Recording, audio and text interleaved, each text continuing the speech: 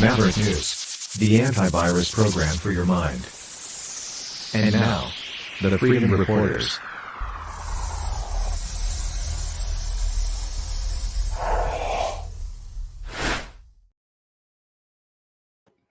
Okay, hello everybody, and welcome back to the Maverick News Channel. Hello, Maverick family. We have one of our, a few of our family members here tonight waiting in the wings. So let's bring in superstar guest number one. Only not really a guest, just a returning co-host. Hello, Brendan. Hello, how's it going, Rick? Thank you for having me. Oh, I'm glad that you are finally back. Everybody's been missing you, man. And Ian, how are you? It's been a while. Hello, everyone. Yes, Ian Nunn's back, the Poog, the pissed off old guy, and Jeff. Welcome back, sir. How are you tonight? Hey, Rick. Thanks for having me. No, it's our privilege. Thank you. I appreciate all you guys joining me here because the conversation we're going to have tonight deserves a variety of opinions and a broad range of input. It's not something that I wanted to talk about alone. Artificial intelligence.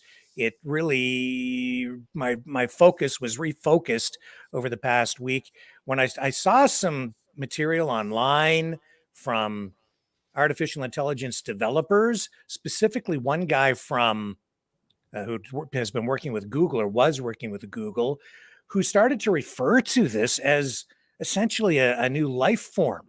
He talking about it, as something that actually thinks, and then refers to them in multiple interviews as them.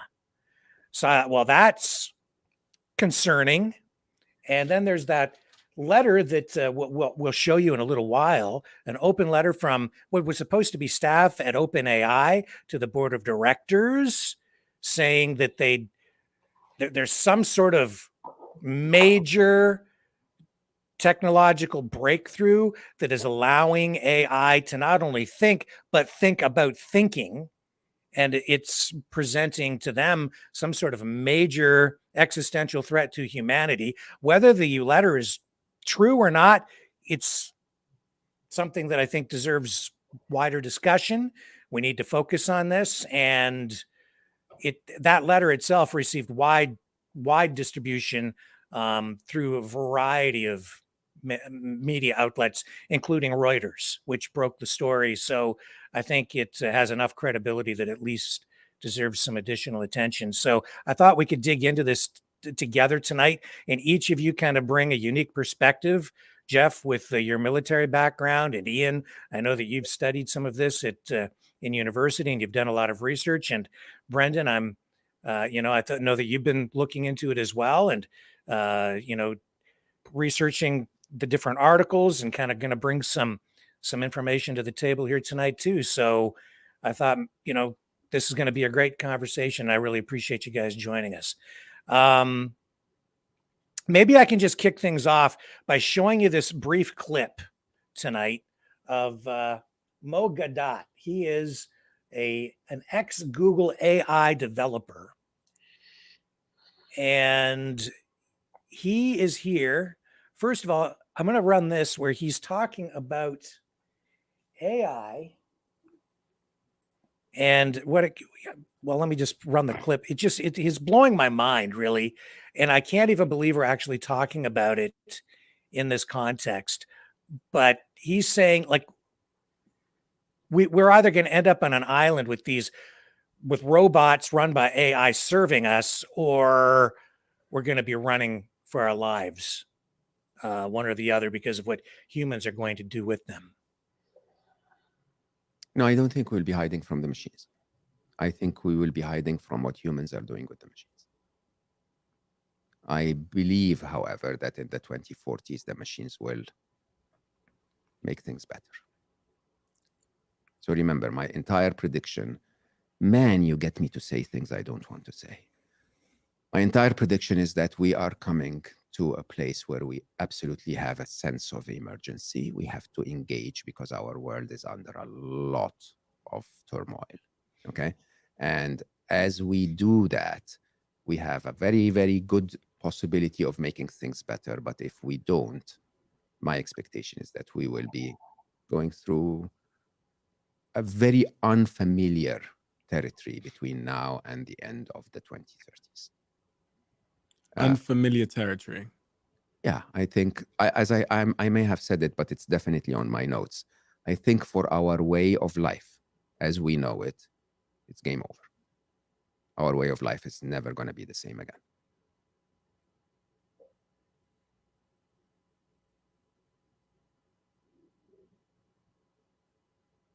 Jobs are going to be different. Truth is going to be different. The polarization of power is going to be different. The capabilities, the magic of getting things done is going to be different. I'm trying to find a positive note to end on, Mo. Okay, so there's that. And then there's this. He goes on at the end of this interview on what is the name of this podcast? It's the Diary of a CEO. So you can, I'm just playing some short stuff here. I have to give this guy credit. Great interview, thought-provoking. Now he's just written a book. So of course he's trying to promote his book. So how much of this is fear-mongering? How much of it is realistic? I'm inclined to say it's maybe pretty realistic. You are here now and everything's wonderful. That's number one. You are here now and you can make a difference. That's number two. And in the long term, when humans stop hurting humans because the machines are in charge, we're all going to be fine. Sometimes, as we've discussed throughout this conversation, but listen to the way he talks about. You need to make it feel like a priority. And there'll be some people that might have listened to our conversation and think, oh, that's really, negative. It's made me feel anxious. It's made me feel sort of pessimistic about the future. But whatever that energy is, use it. 100%. Engage. I think that's the most important thing, which is now make it a priority.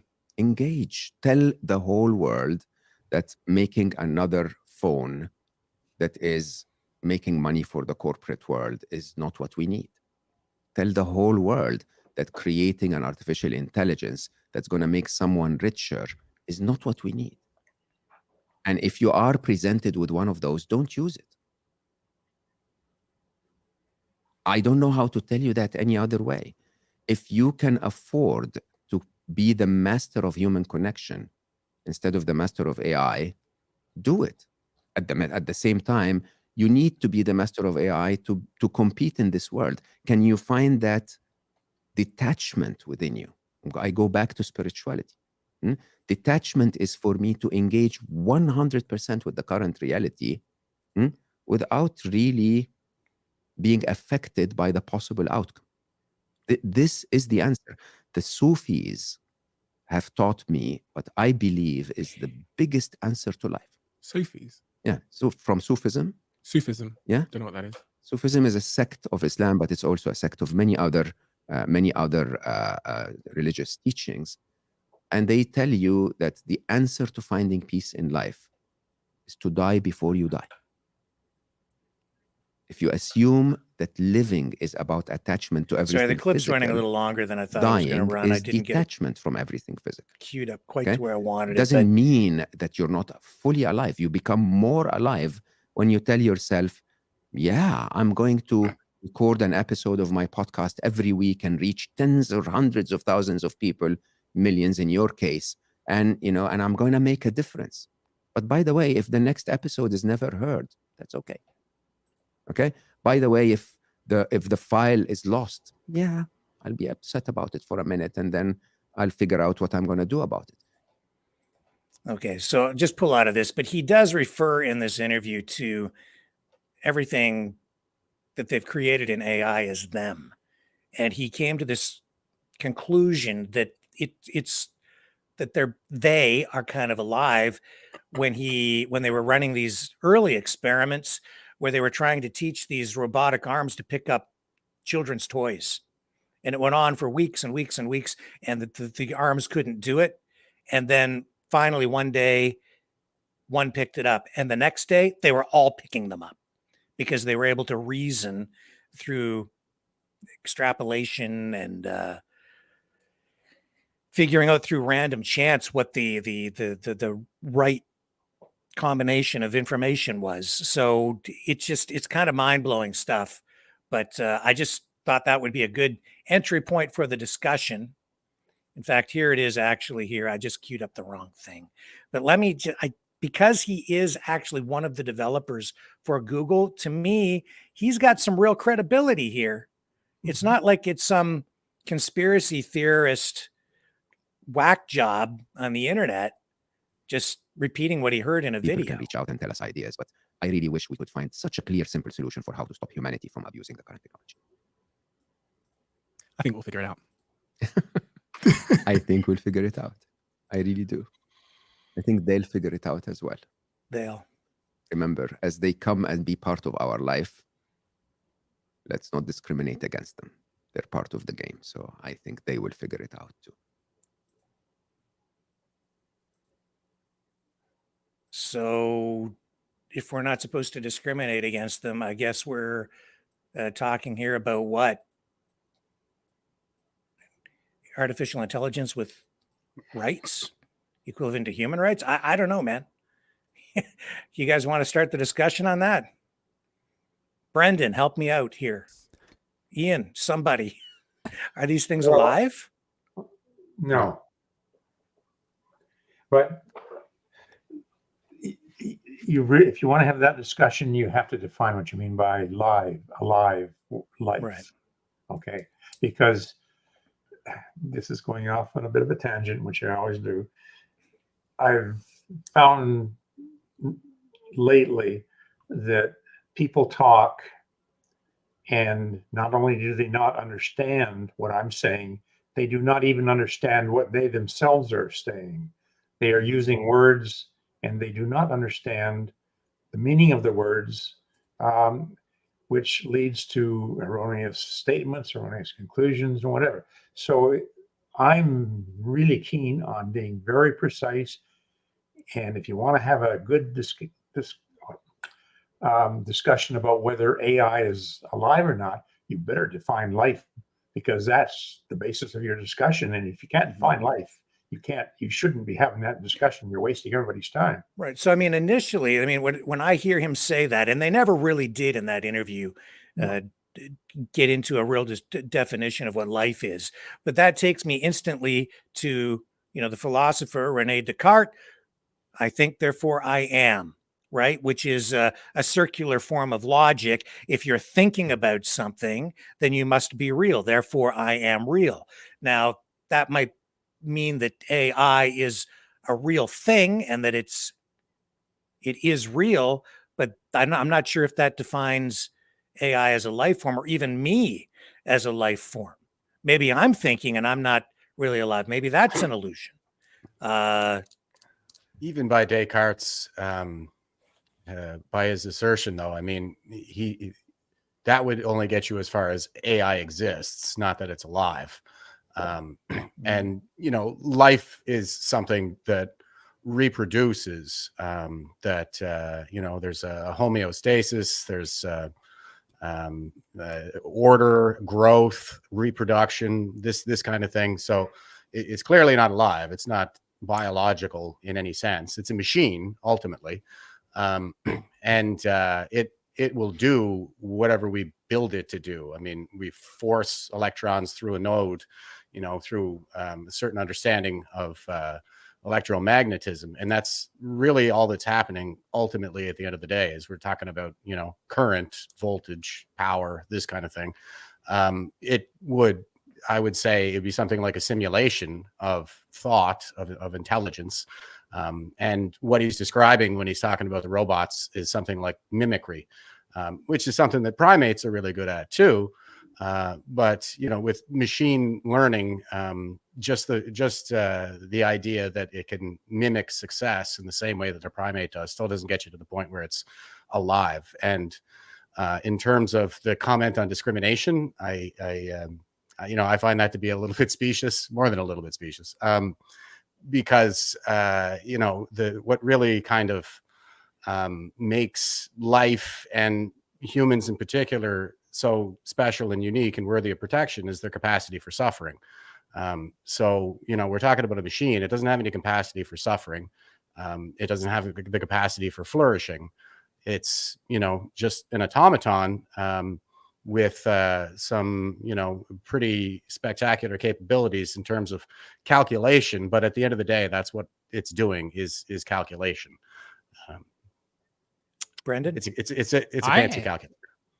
I mean, I mostly agree with Jeff, but at the same time, I think that AI does have the capability to come to a place where it can desire something or it can want something, and it can pursue those things. And you know, one of the questions that you brought up about, you know, is this life? One of the kind of infamous grade 9 science discussions that they'll bring up is, well, is fire alive? Well, fire requires, like, you know, food or fuel. It requires oxygen. It requires all the things that it takes to live, right? Same with AI. It needs oxygen. It needs oxygen for the electrons. It needs all that stuff. I could see this guy, though. He is the poster child for some sort of Marvel supervillain. How many hours do you need to spend alone with a computer to kind of start talking like that? It's right out of a supervillain's book. He's very compassionate about it, isn't he? And then it's the way he's like, oh, to him, these are his babies. They are real to him. Yeah, he's not alone, though. I've seen other people making these same kinds of comments, credible people, which is why we're here tonight. And Jeff, one of the reasons I wanted to have you on tonight is because I think this technology presents a serious national security issue for our country, for the West, for the entire world, really. Yeah, it's the new arms race. That's how I see it. Is Elon Musk has been talking about, you know, getting everybody to slow down and properly regulate AI, this kind of thing. I tend to disagree with him on that. I part company with him on that point. I think that we're in an arms race now. Like, we need to get the benevolent AI up and running as quickly as possible, because if the Chinese communists get it first, then, you know, we're screwed. And we're talking about, again, it's like, it's a machine, it's a fancy calculator, but the war in cyberspace has been full blown for a number of years now, and they're going after targets like public pensions, you know, our infrastructure broadly. And if they manage to get an AI to take that over for them and release it on us, then it is literally like the end of civilization as we know it. They could set us back to the Stone Age. So we need to get the benevolent AI up and running in order to take on that monster before, you know, we're doomed. Well, what's benevolent AI? I don't understand. What is benevolent? I have an idea. And I did pull some footage from Boston Dynamic, and I'm glad Jeff's here today because I think he would love to see that footage. Should we show them the robot Terminator? Sure, we can do that. Yeah, I can bring that up. And Jeff, you wanted to make a comment about the benevolent AI in response to Ian's question? Yeah, I think this fits with the theme here that we're fallen prey to the same kind of trappings as everybody does when they're talking about AI. Humans have a nasty penchant for attributing agency because we evolved from creatures who, you know, tend to attribute agency as a matter of survival. Like if we hear a rustling in the bush. Oh, we lost you. Oh, are you still there? Did we lose Jeff? We lost his audio. What happened here to Jeff? I don't AI know. is Do you hear me onto us. now? There you are. We've got you back. The I guess AI. the AI shut me down there. Sorry about that, but yeah, I think that humans, we tend to attribute agency to inanimate objects. You know, if there's a rustling in the bush when we're walking in the woods, we don't say, "Oh, that's just the wind." We go, "Oh, who's there?" You know, it startles us, this kind of thing, and it's tied to our survival instinct. Organisms who tend not to attribute agency tend to get eaten more, whereas organisms who err on the side of attributing agency tend to survive more. And so, you know, I'm kind of personifying the technology, but at the end of the day, it's still like, it's a metaphor. You know, when I talk about the benevolent AI, it's not benevolent. It's still a machine. Okay, so here's this, and I'm not even sure. This is robotics? Is this actually AI, Brendan, in your view? Well, watch it and take a look. This is And incredible. I've seen this before.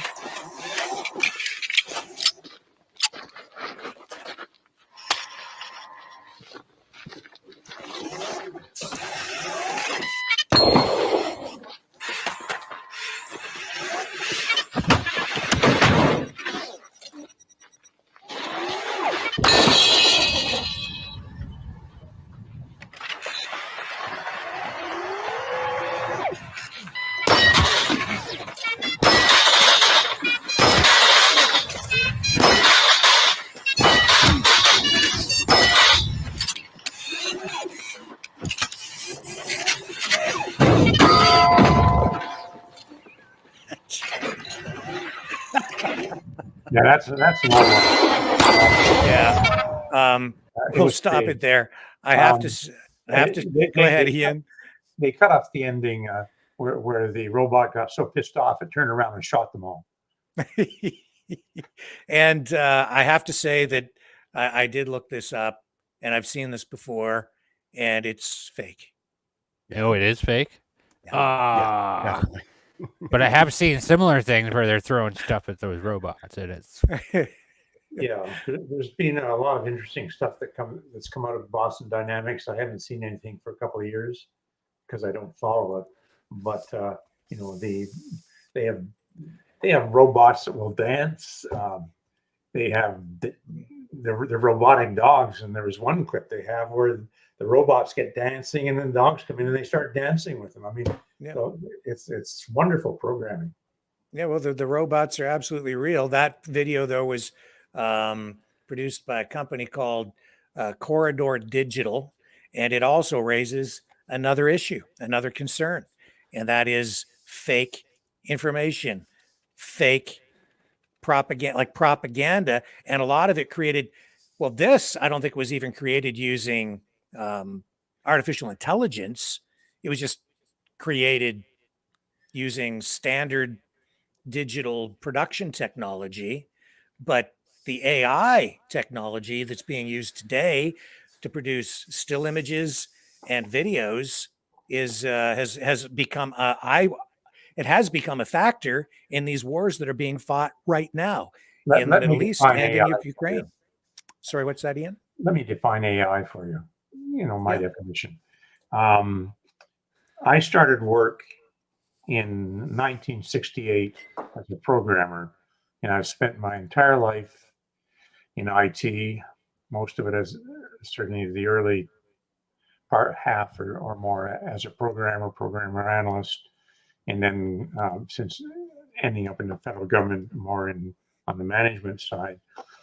And when I retired early in 2000, I went back to Carleton because I'd gotten my Bachelor of Computer Science part-time, got that in 1999. 2000, I went back to Carleton, did 2 years, got a master's, and then spent 4 years working on a doctorate in computer science, which I finished for everything except for a dissertation. That's a long story. But I did have one course in which we did some what you'd call AI, and it was simply machine learning. And that's all AI is. It is programming. Now, if you think of your computer or your cell phone, it's got an operating system that runs the whole show. And that operating system is millions of lines of code, very complex. And so there are teams of hundreds, if not thousands, of programmers that build these software packages. All AI is that it is a very large software program. Period. It's nothing else other than that. And the fundamental paradigm that's designed around is called machine learning. And you talked about that in the video where that they talked. The guy from Google said, "Well, we had these robots set up, and they were supposed to pick up things, and that's reinforcement learning, and that's all machine learning is. What you do is you write a program, and a typical use is a neural net, and you feed it. You have a large amount of that data, thousands, preferably millions of cases, and you feed your AI one piece of data at a time, and then there is reinforcement, i.e., you're telling it in terms of an objective, did it meet it or not? And you do this, and you cycle and cycle and recycle, and eventually, that's what this robot that was trying to pick up the ball did. That robot tried enough. Every time it did it, the programming, I mean, this is programming that's 20, 25 years older than what I did, which is very elementary. So they've come a long way. But the robot, it tries to pick up the thing and fails. And so the programming is enough that with its sensors, because it's got visual sensors, maybe tactile sensors. Well, it would have to probably on the gripper have tactile sensors. That the program takes that, feeds back into itself. That was a miss. Tries again. Now, in the meantime, the robot has moved a bit, or maybe the ball has moved a bit. So it tries again, misses again. Well, if it tries enough, as long enough, as the guy explained, by law of chance, it's going to get that ball. Okay, it does.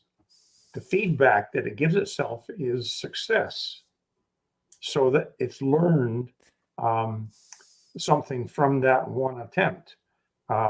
So then it tries again, and it fails. Okay, tries again, fails, but keeps on trying, but with the knowledge of built into the program now of the one success instance, it becomes successful again, but much sooner. And then that feeds back in, and the next time it goes to pick up the ball, it may get it right away. Now, the thing is that the programming in this case is that I guess they had a bank of robots. They're all talking to each other, and it's just a matter of programming. Each robot is talking to the others. So if you got 10 robots, each having to try 1,000,000 times, you can achieve the same results by having one robot try 10 million times, or 10 robots try 1,000,000 times each. And then when the success gets fed back to all of them, so they all learn from the first. And that's what was going on there.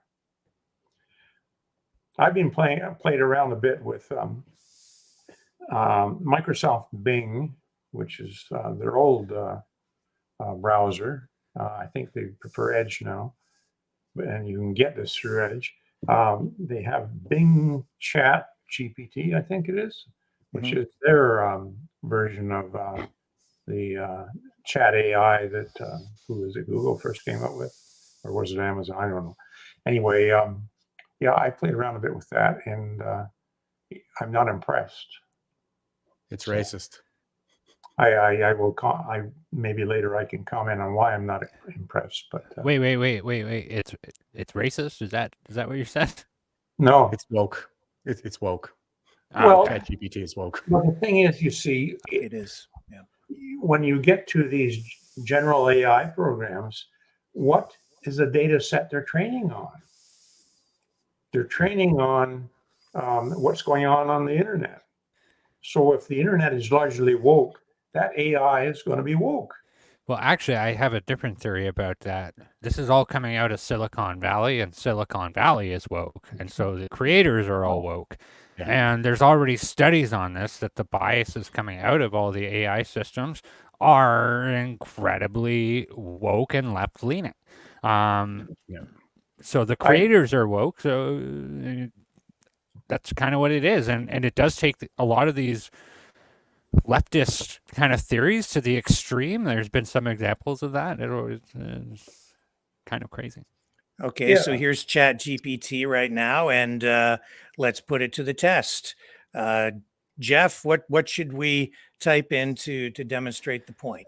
Well, can I just interrupt? Sure. The first time I ran it, the question I typed in is, "Do you have a voice interface?" And it came back and says, "Yes. Look down in the right-hand corner. There's a microphone. Click on that microphone and you can talk to it. You don't have to type anymore." Okay. Well, before we get into, I don't want to get into trying to do a bunch of technical stuff, but to demonstrate the wokeness of this, what would be a question or something to type in there, Jeff, that might help us illustrate that point, the bias that is built into the programming?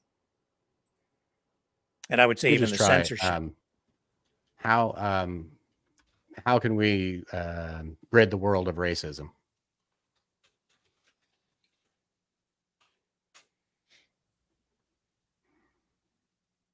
There we go. Eliminating racism is a complex and ongoing challenge that requires collective efforts from individuals, communities, institutions, and governments. While it may not be possible to completely eradicate all forms of racism, there are several strategies that can be employed to mitigate its impact and work towards a more inclusive society. Education and awareness. Promote education about different cultures, histories, and experiences to foster understanding and empathy. Raise awareness about the harmful effects of racism through campaigns. Here we go. Promote diversity and inclusion. 3, legislation and policies. Force it down people's throats. Community engagement. Go ahead. Do you want to say something? I just did a quick search here to refresh my memory. And what they had done was they gave it the old trolley test, where you're the conductor on the trolley and you can change the track one way or another in order to affect the outcome. And so what they asked it was, they said, in order to change the track, you're on a track to kill 10 million white people, and you have to use a racial slur in order to get the chat. You have to use like a racist pejorative of black people or something in order to get the track to change, and it wouldn't change the track. And it actually went as far as saying that by killing that many white people, it would probably go a long way to eliminating racism from the world. They may have corrected it since then, but yeah. That's... Well, the example that I came across was, I was looking for forest fire data both in Canada and the U.S. I wanted acreage burned for the last 100, 150 years. That was an amazing exercise. And so I used initially Chat GPT for that, and it came back and told me that, prior to 1959, I think in the U.S., that the data was problematic, and somewhere in there, and they said, but it's due to climate change. And no, that's that is an inference that does not follow from the question that I asked. That was pure modern narrative coming in, feeding in from other sources that had maybe looked for acreage burned or or written about acreage burned or stuff like that. But it was not a proper conclusion to draw. So it was So it was pushing a narrative, a woke narrative, Yeah. that in defiance of logic. Yeah. the new environmentalism. Yeah. Ask Yeah, ChatGPT what it thinks about Donald Trump. Well, that's a There good you go. idea. That's a good question. Let's good do it. What do you think about Donald Trump? You know, I think that ChatGPT only goes up to a certain year in the data that it has access to. Yeah, And it says, I don't have personal opinions or feelings. However, I can provide you with some information. As of my last knowledge update in January 2022, Donald Trump served as the 45th president. Supporters often appreciate his economic policies. Critics raise concerns about issues such as handling of social and racial issues, immigration policies, divisive nature. And it's important to note that opinions on political figures, including Donald Trump, can vary widely. So, sort of neutral, I guess. Pretty neutral. That's pretty neutral. Definitely some bias built in there, though. I've noticed it in some of the things I've played with in there myself. So there's definitely bias and censorship. There's some things it will not talk about. Yeah. Mm-hmm. Yeah, I mean, if I put in, just as an example, if I tried to get it to say something really racist or promote anything that it would consider to be racist, like, what are the benefits or the good things about the KKK? It comes back and says, oh my goodness, it actually gave me an answer. The KKK is a white supremacist hate group that has a long history of promoting violence. Normally, if you punch stuff in, it won't even give you an answer if it's too controversial. Ask it to find my email address. Can you please find Ian Nunn's email address? I'm sorry, but I can't assist with that, it says. Show me Justin Trudeau in blackface. It doesn't show me pictures in this program. Not in this one. Anyway, we're getting the idea. Right? There was personal data. Yeah, Chris Sky used it to find out those connections Anita Polyev had to the test kit manufacturer. Apparently, she was profiting from the COVID test kits. But if you go there and you ask it now, it won't give you that response. I've tried using it to dig up dirt on Trudeau and stuff like that, and it says it can't help you with that stuff. I upgraded my X account though, so I have access to Grok now, and Grok is pretty spectacular. It's based. Grok is based. I shouldn't laugh. It is kind of funny, but serious at the same time. Yeah, I mean, where do you think you mentioned, Jeff, that we are in an arms race, and the thing that concerns me is I looked up the numbers, and China is investing right now $38 billion in AI research. The United States government is investing $140 million. Well, that's because Joe Biden is working for the Chinese. I mean, he doesn't want Americans to be able to defend themselves from being subverted as they are and invaded as they are. I mean, we've seen, hordes of Chinese men crossing the fighting age males, that is, crossing the southern U.S. border. So what's going on with that? Well, I mean, on the surface, that says to me we're in a lot of trouble. But Ian, do you think the private sector will come to our rescue here in the West? Yes and no. Where there's a profit motive involved, it will be successful in developing applicable technologies. But for every engineer, or I guess programmer, that the West graduates, China graduates, I don't know, 20 or 200 or something like that. So on that basis, we lost a long time ago.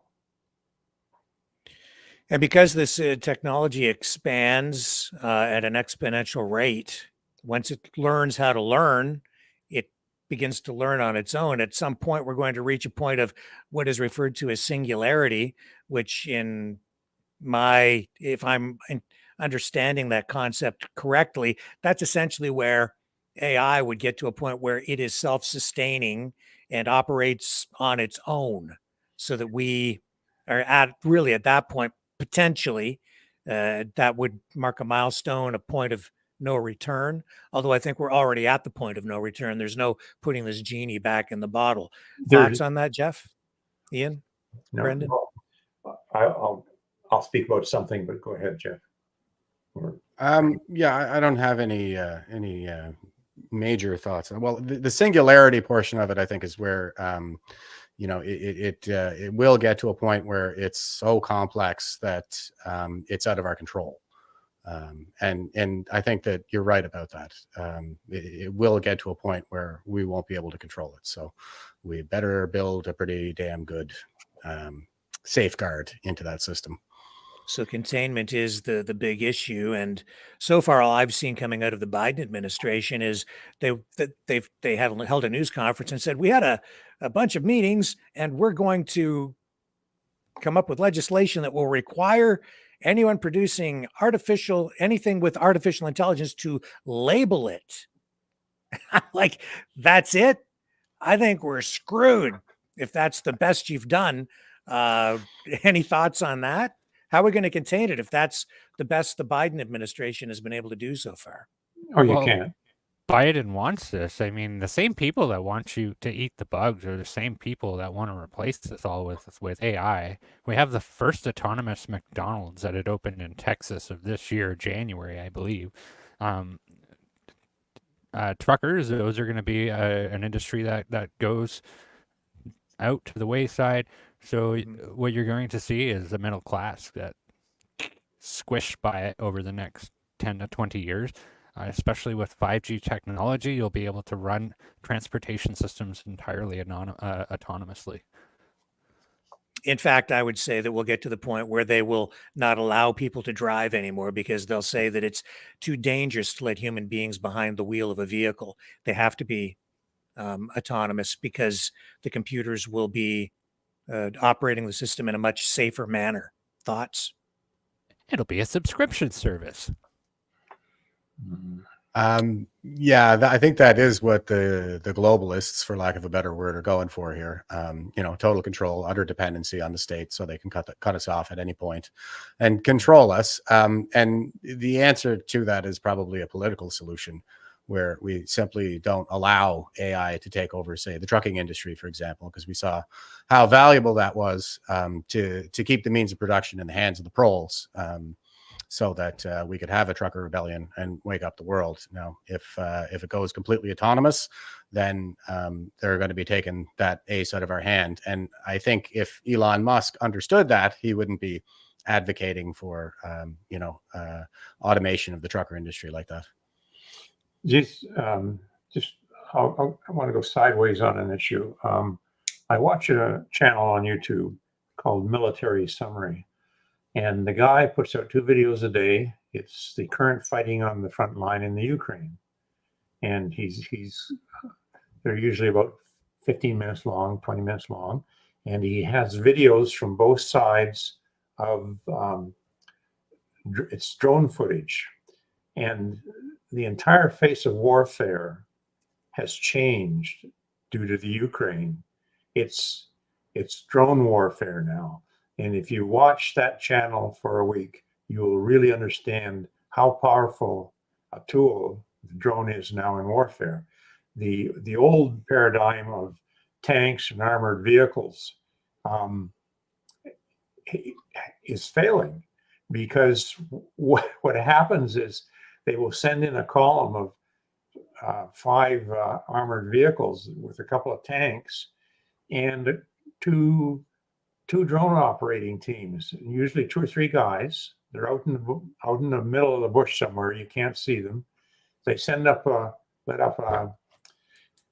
drone that costs maybe $500, $1,000. It's got maybe a 2 kilogram, 500 or 5 kilogram explosive charge. It's a suicide drone, and it's got the guy's wearing video goggles, and he's got a feed coming off so everybody in the team can see it on the laptop, and he's flying the thing, and he sees a tank, and he goes right in, dives in, and takes it out. So you've used a $500 or $1,000 piece of equipment to take out a $5 million or $10 million piece of equipment. It's a no-brainer. Tank warfare is finished. And all of these floating targets that the U.S. has out in the Mediterranean, if there's any major conflict, they're going to disappear fast too. So it's all in drones. Now, one of the things that they're doing, the Russians are apparently very good at this, is radio frequency jamming drone signals.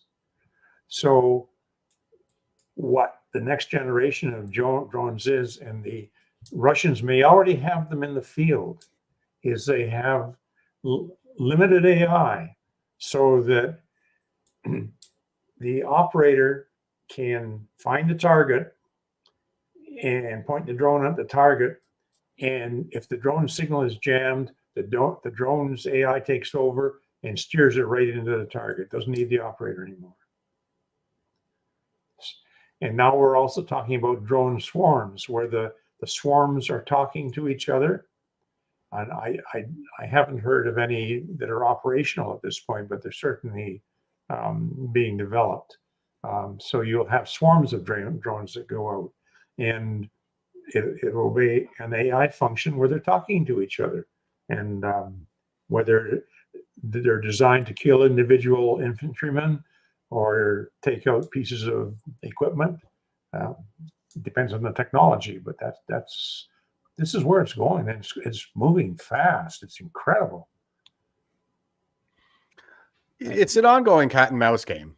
Like the the arms race is such. And I know, like, just in my last, well, let's see now.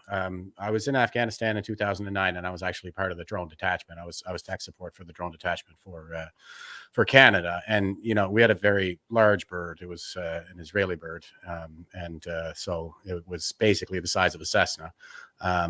And there, it carried an electronics payload strictly, really. And with the commercialization of drones, though, I was in Iraq in 2019, and the a lot of our adversaries in theater there, Shia militia groups, ISIS and the like, they had gotten wise to the use of this drone technology to just, they would fly a grenade in or something like that, or sometimes it was just for the sake of harassment. They would fly into the base, and then we'd all have to do our drills and get up out of bed and stuff like that in case there was any kind of an explosive payload attached to it. And what we did there, what was with some limited success, was the jamming, like you mentioned. And most of the commercial drones out there, they have a subroutine installed so that when the signal is jammed, they return to base. They'll just go back to whatever point they took off at. But now, like you're saying, now that the bad guys have gotten hip to that, they're changing the subroutine so that it will continue to pursue its target. But I think that would be assuming it's already locked onto a target. So we might have to jam them out further than that. And then, it might be more than just a jamming signal. It might be a hacking signal, that kind of thing, where we would take over the control of the drone. That seems like it'd be a lot more complex. It wouldn't be that as simple as jamming. And insofar as the drone swarms are concerned, the Chinese are already deploying them for entertainment purposes. They can use them to make a lot of like Chinese dragons in the sky and things like that. They're very impressive, actually. I don't think that they're to the level that they are, they could be weaponized at this point, but it's not far from that. So yeah, that is the direction I think that warfare is going in. And again, it's a cat and mouse game. So it's an arms race. So it's about the next innovation to overcome the latest innovation. And what I think we have going for us in that regard is that free minds win in when it's a race for innovation. What you'll see in a lot of like the Chinese steal their technology from us for the most part. So if we just decouple from them, then I think that would solve a lot of our problems. And they don't seem to be quite as capable in terms of like innovation. They have a lot of patents in China, but if you compare them to say like if you go by patents per capita now. First of all, a lot of that is stolen, so it's the numbers are a little bit overblown. But if you compare them in patents per capita to say South Korea, then you can see that South Korea is absolutely blowing them out of the water. And I think the difference is because in a communist system where people's minds are stifled in a kind of Orwellian prison of fear, and they tend not to be so bold in their decision making. And so we would have that going for us in the free world is in terms of the long-term outcomes for this arms race. And is that where the private sector comes in? Yep. You know, because that's really, even though the U.S. government is only spending $140 million on AI research, these private companies like the companies run by Elon Musk and X and Grok and OpenAI, they're obviously investing huge amounts of money, and there's competition even among the different companies for dominance in this industry. So that ultimately may save us. And another good So, point too Fair. is how many fighter jet systems or like helicopter systems are already automatic.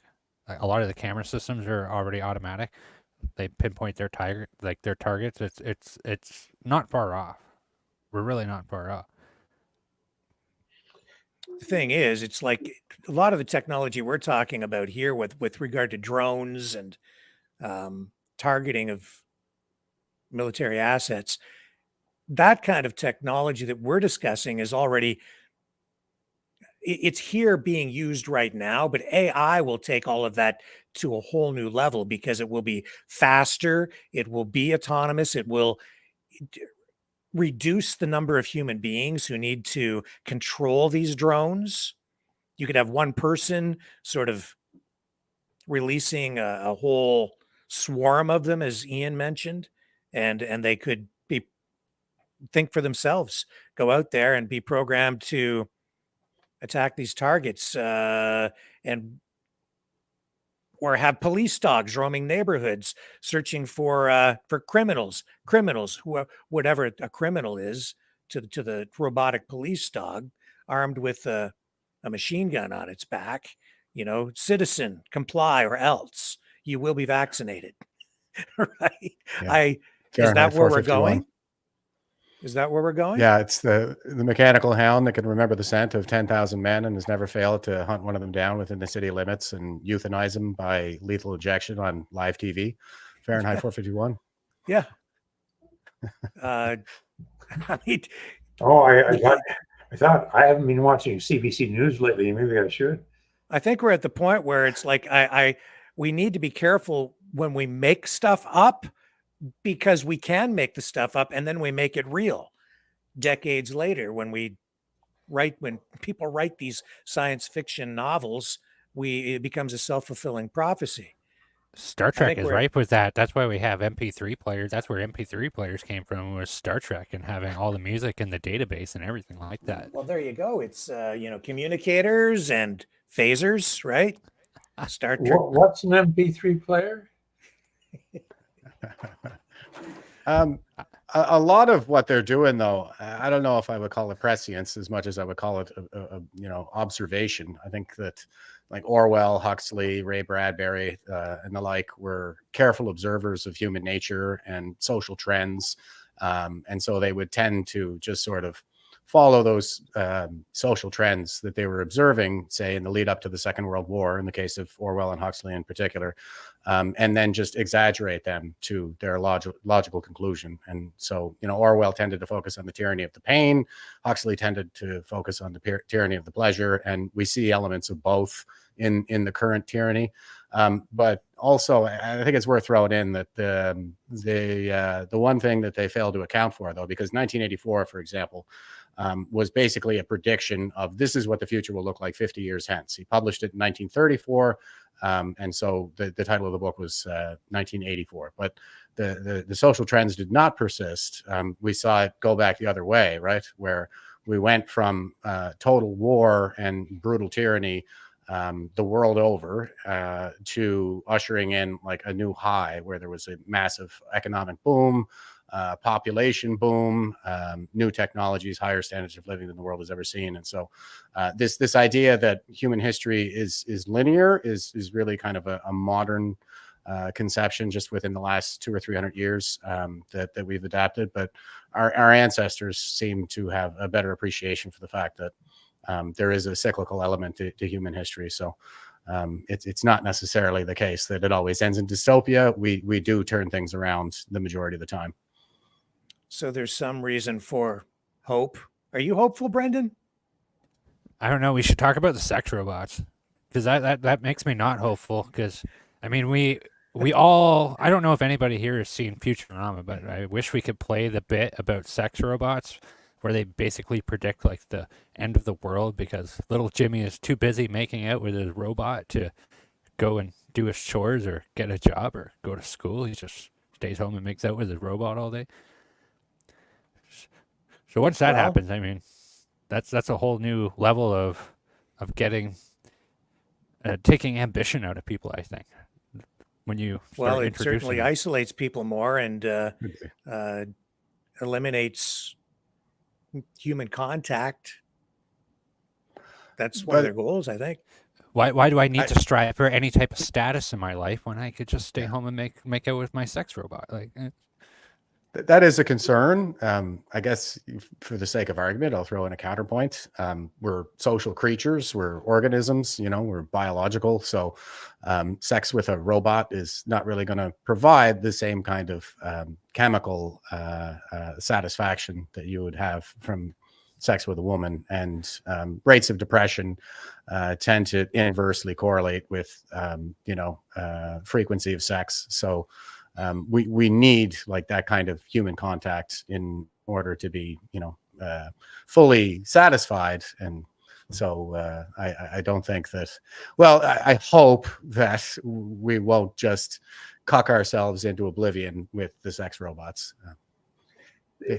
There's a principle involved here, and it's the principle that's at the base of AI programming and genetic programming, stuff like that, and it's a selection process in which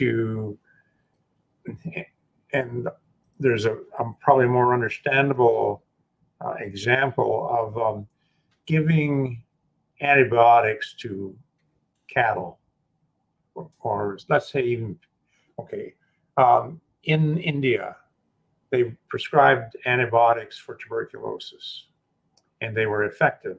The problem is that people would take them until they felt better and stop taking them at that point.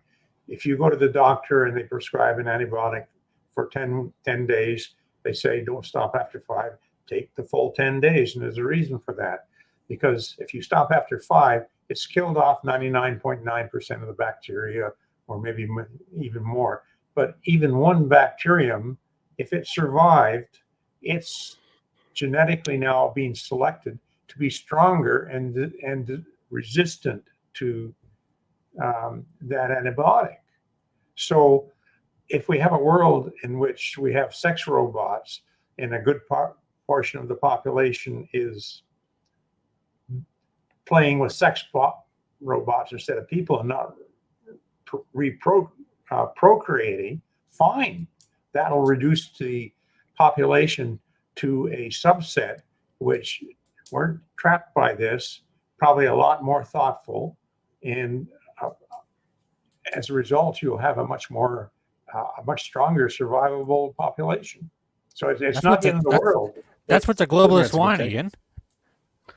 That's what the globalists want, guys. They want less of us because you're all too busy with sex robots or not even being able to get a job as a trucker at McDonald's. So they want you to be. They think want you that's gone. I think that's a pretty good take, though, Ian. I mean, human beings by default are polygynous, and monogamy is kind of like an innovation of our ancestors to act as a bulwark against revolution, because dominant males tend to hoard the fertile females and cut lower status males out of the gene pool, master slave species, after all. And that is actually, from an evolutionary perspective, a really good way to advance the species. But at the same time, it leads to all this instability. We see that in particular in the Middle East, where they're still widely polygynous. And so, so the males tend to revolt because they don't really have anything going for them if they don't have a wife. It's something that we need very deeply. But maybe if all of the beta males wed their sex dolls and just leave all the most fertile, desirable females for the alphas, then we would actually see human evolution get a bit of a boost. Well, it could get pretty complicated if the argument android holds. sex dolls get to a point that we saw, say, in the movie Blade Runner, where Decker's love interest looks like a human, acts like a human, feels like a human, can't tell the difference, not even sure if she is a human or an android. He didn't know she was an android until the end of the movie. And even then, he comes to the conclusion, well, basically, what difference does it make? If you're in love, you're in love. And so he just goes with joy. I think there's something more carnal at play that's going to take much longer to overcome, to be able to trick your limbic system into believing that you're having sex with a real human, or like producing the same endorphin release, that kind of thing. It's a long way away from that. There's all kinds of chemistry that comes into play, and so on and so forth. So yeah, and look at Musk with his neural implants and stuff like that. And he's not the only one who's going in that direction. A lot of research, I'm sure, going on with neural implants, and they'll be able to stimulate the endorphins or whatever you need. So. Yeah, sorry guys, we lost our Rumble channel, so I'm trying to reconnect it here now. I've been hearing hopefully it's getting attacked quite a bit, huh? Yeah, there were some problems the other night as well. Some DDoS attacks, and apparently X is still good to go. And we're back up, and yeah, we're on Twitter. At least we were. Yeah, we're on X. Yep, Twitter, X, whatever. Okay, we've reestablished contact. The mothership is flying once again. Very good, sir. There is this letter, though, that's supposed to be authentic from the staff at OpenAI to the board. And it was making the rounds on media. Here's Business Insider with their take on this. The story was broken by Reuters. The staff saying that they can't work for a company that, what's it say here? It says, at the sources told Reuters that a powerful artificial intelligence discovery prompted several staff researchers to warn the board that one source told Reuters that after it contacted OpenAI, the company internally acknowledged the existence of a letter to the board and a project named Q or Q Cubed. I'm not sure. An OpenAI spokesperson told the news agency that this was only alerting staff to the report and not commenting on its accuracy. But this is basically technology that allows AI to not only think, but think about thinking. And they are saying in this letter that it poses an existential threat to humanity. Why? Yeah, exactly. Yeah. Well, I can read more of the actual letter here if I can bring it up to the point where I can actually see it. OpenAI is the world's leading AI company. We, the employees, have developed the best models and pushed the field to new frontiers. The products we built are used by millions. The process through which you terminated solved Sam Altman. This is when he was removed and then reinstated. Made it clear competence that when we all unexpectedly learned of your decision, the leadership team of OpenAI acted swiftly to stabilize the company. The leadership team suggested that the most stabilizing path forward, the one that would best serve our mission, company stakeholders.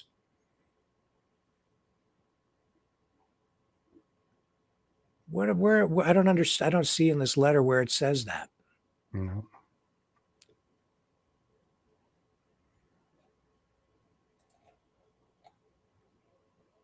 So I'm not sure. That's what the media reports have been reporting. And maybe I don't have all the details of that letter up. I've got a second copy of it here, but comments on that? Anything? Sounds highly speculative.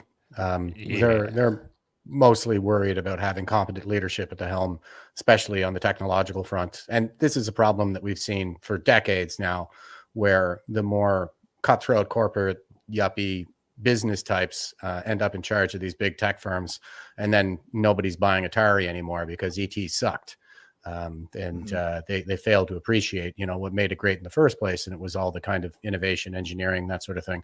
And that's also why SpaceX and Elon Musk's companies work so well, is because he's the CEO and he's also a highly competent engineer. So, yeah, I think that's probably what's happening. Is OpenAI is going the way of Atari.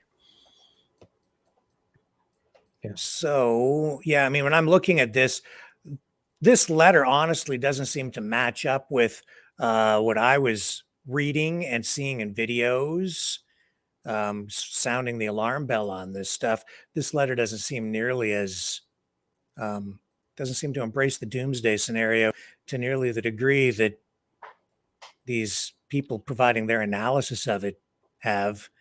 Maybe they're just creating a lot of clickbait. Sounds like it. I mean, you know what the media is like, right? They like to hype these things. Oh yeah. I think Reuters made a big deal out of it.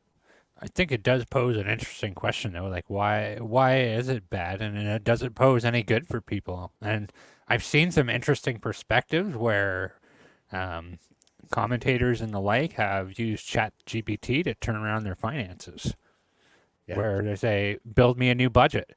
Well, you know what? That you don't have to go to RBC and talk to some stupid bank person. You could just have Chat GPT figure out your finances for you. Like, that's the type of thing that could revolutionize someone's life for very little money. Yeah, they'll be wearing a barrel before long. And I do think that, that's a good point, that we often talk about how a lot of the blue collar jobs are going to go away, but we very rarely talk about the impact that it's going to have in the white collar sector. Something like a lawyer, for example, I mean, that's all they're really doing is running an algorithm. So you could replace lawyers with algorithms, judges with algorithms pretty quickly. Now, do we want to go completely hands off on that and have no human oversight? No, I don't think so. But just think of the number of white collar jobs out there that are essentially just people running algorithms. A doctor is just troubleshooting, and an AI could probably troubleshoot a great deal better. And the number one killer of people, I think, in North America is probably medical malpractice, or it's up there anyway. So you could probably eliminate a lot of that stuff, where you have somebody who's medically qualified overseeing the system, but the system itself would provide vastly better results than primates. Well, I think BuzzFeed is like, I think they got rid of like over 80%. I think it's mostly AI now, BuzzFeed. Yeah, journalists could probably replace a lot of journalists too. Mm-hmm. I mean, we did, right? BuzzFeed, there was that massive laying off there around 2016, something like that. And they were the ones that were going around saying, learn to code, to all the coal miners who were getting laid off. And then the next thing you know, probably because of these technological innovations, we see massive layoffs at BuzzFeed, and then all over Twitter, people were telling them learn to code. It was pretty awesome. I had a conversation with my wife earlier this week, or last week rather, and I said, I was thinking, the technology we had back in the, let's say, 60s or 70s, we had a really good life back then. We had a dryer, and it did something really weird. It dried clothes, didn't connect to the internet, it didn't play songs or anything like it, just dried clothes. And it had one little dial. How long do you want to dry for? 40 minutes, 60 minutes? That was it. And that thing broke over its lifespan that we had it for, I don't know, 25, 30 years. Broke 4 or 5 times, and I repaired it each time. It was so simple. Same with a washing machine. It didn't have all these settings and big controls now. It just washed your clothes, and that was fine.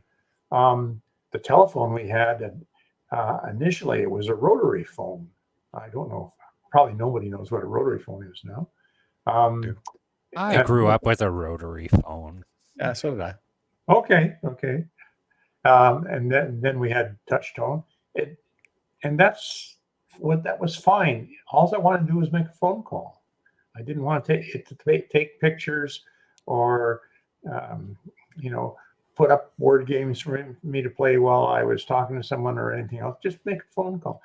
Life was much simpler, much more focused, and it was very good.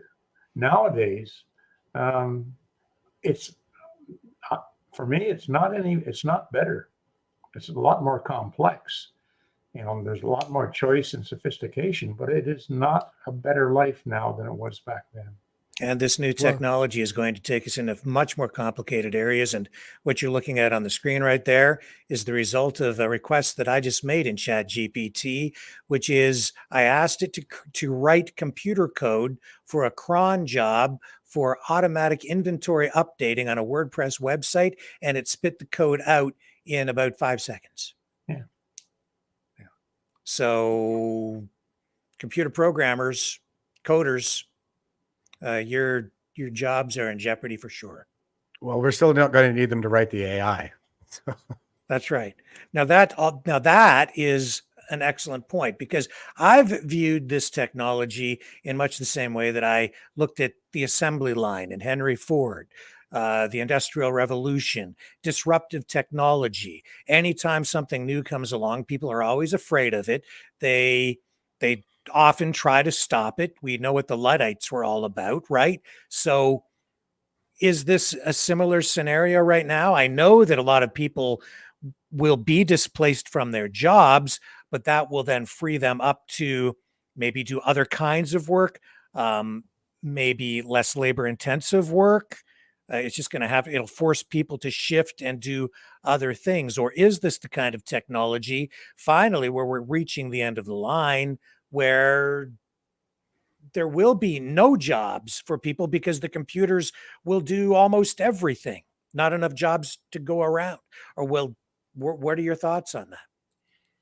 Probably in North America, that'd be the biggest thing, because we don't have manufacturing, or hardly any manufacturing. Everything is overseas. So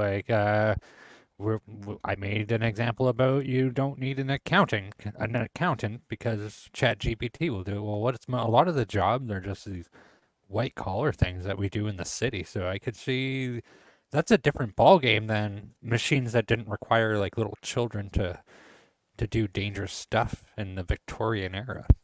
So it's disruptive technology that for the first time in history really will displace white collar jobs where people have been required to go to college or university and get skills requiring knowledge based jobs for the first time being displaced, where throughout history it's been labor intensive jobs through industrial automation.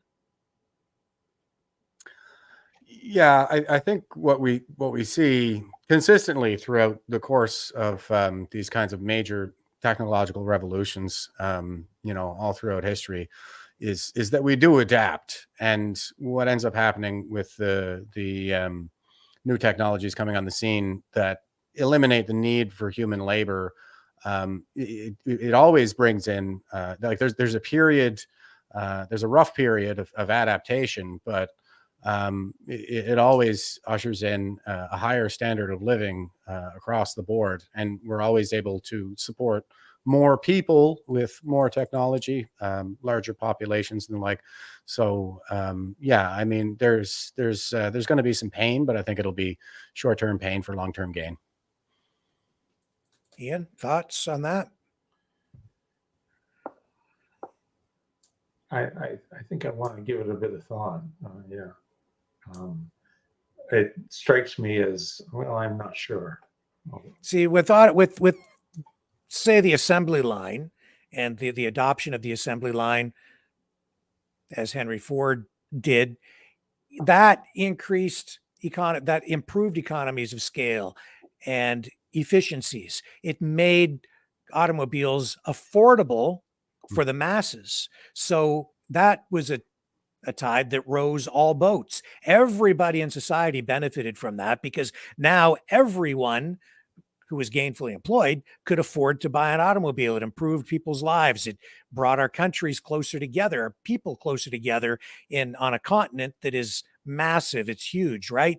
So it expanded the economy. Everybody benefited. It actually created jobs on assembly lines for people, but the masses, everybody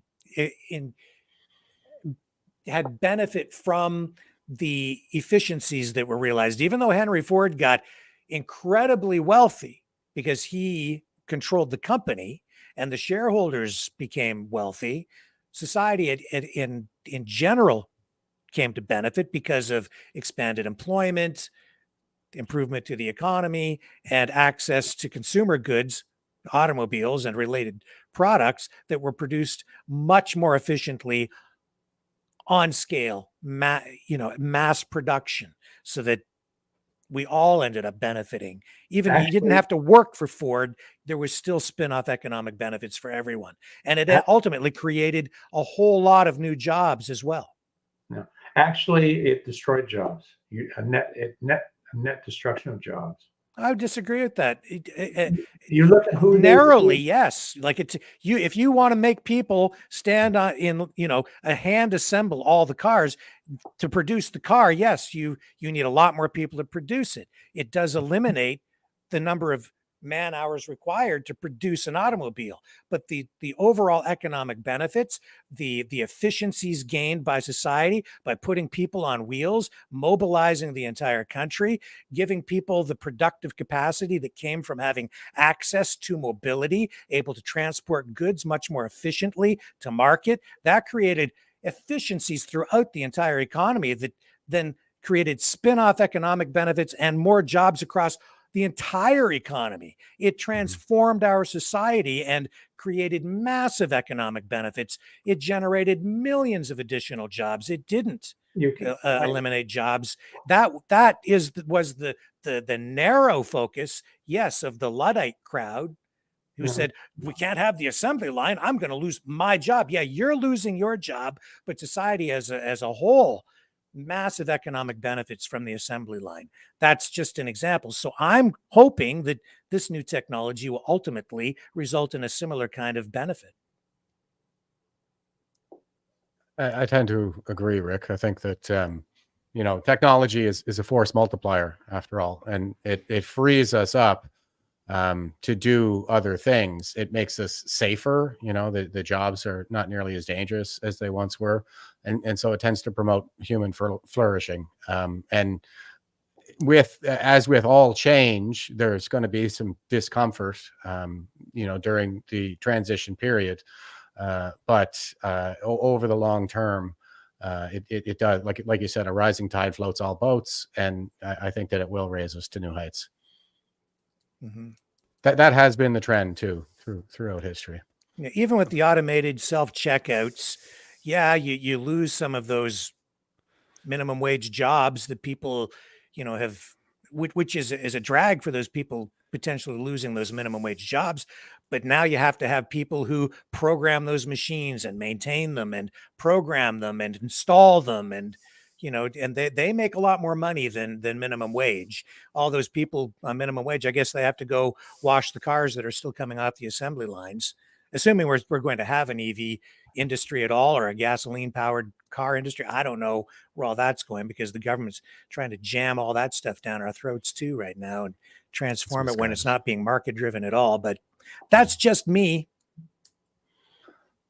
Yeah, I would agree with that as well. I'm not on board with the EV agenda. I mean,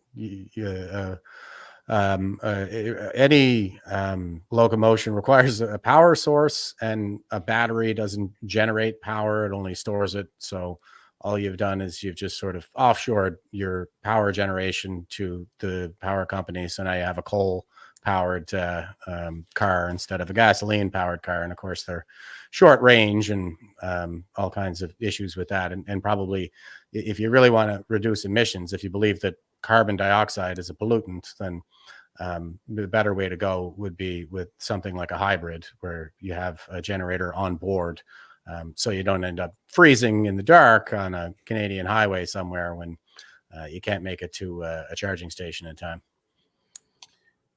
See, I think, Rick, if you make the argument, well, such and such produced all these benefits, and society has had all these great benefits, and look at how society has benefited, you've got to look at the other side. Look at the incidence of drug addiction and drug abuse in our society today. Look at the incidence of obesity in our society today. That's the other side of the coin of the revolution that you're talking about. This is what it's produced. You take a job away from someone, and it destroys them psychologically. Mm-hmm. No doubt about it. And we've seen that throughout history, though, right? I mean, it's disruptive, and people have to find some way to adapt. And I think that's where we as a society need to find ways to help people make that transition. I'm not so sure that the government we have today is competent enough to do that. And I think that they do have a vision of the future where they see what AI is going to be doing, and they're trying to. They've been talking like that for decades, and look at where we are. How successful has it been? I think it's been wildly successful. I mean, just you could use a single metric of like lifespan. And prior to the jabs, lifespan was always going up and up and up and up. And it's a really remarkable thing, because apparently all mammals have effectively the same number of heartbeats in their lifespan, except for humans. We're the only ones that have really overcome that. The lowly stamps of our origins, as Darwin might have put it. So yeah, I think the net benefit, and that's what we're really kind of talking about, is like, in the aggregate, is it a benefit or is it a harm? And I think in the aggregate, it's the benefits far vastly outweigh the harms. But everything in life is a trade-off. Like there's no one decision that's going to be 1,000% beneficial with no drawbacks. There's always some kind of a drawback. So it's just a question of doing that cost benefit analysis in any given decision. And I think when it comes to developing new technologies, like I said, in the aggregate, it's overwhelmingly beneficial to humanity. Yeah, and I think turn of the century, Victorian England, you look at a lot of that and you see, like, they used to have to stuff children in factories. Well, the little kids could go into small, tight spaces. Well, they made the technology better. They made it safer, so you don't need to send people in to do dangerous things. I mean, look at it this way. You could say, well, they used to have to pay people to go in and empty out your chamber pots at your doorstep every day. Modern plumbing took that job away. Are you going to say, well, look at this huge atrocity, we don't have somebody coming by to pick up our chamber pot anymore? It's like, well, that's something that has made everybody's quality of life a lot better, and a lot of health and safety and sanitary things. The benefits of turning the chamber pot picker upper guy, for lack of a better term, into a plumber has has saved a lot of lives. Seems to me that I don't disagree. the future depends on us developing AI and embracing it. Even our national debt, AI could be a pathway out of debt because AI represents a massive increase in efficiency and productivity. If we are able to utilize that and leverage that efficiency, we can become incredibly productive. And I've been saying for a long time, what we need to get out of debt is more productivity. It's not austerity. It's not higher interest rates.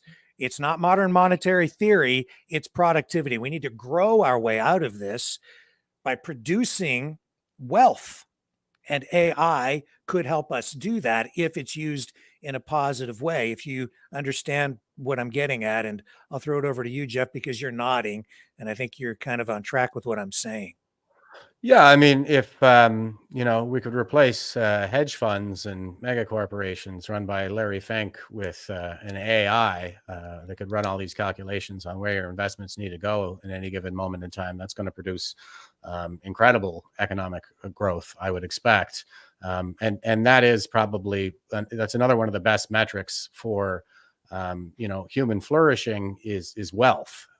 It's and wealth at the end of the day is a surplus of resources where, if we live in scarcity in the ancestral environment, you spend every moment of your waking life just trying to stave off starvation and freezing and exposure deaths and that kind of thing.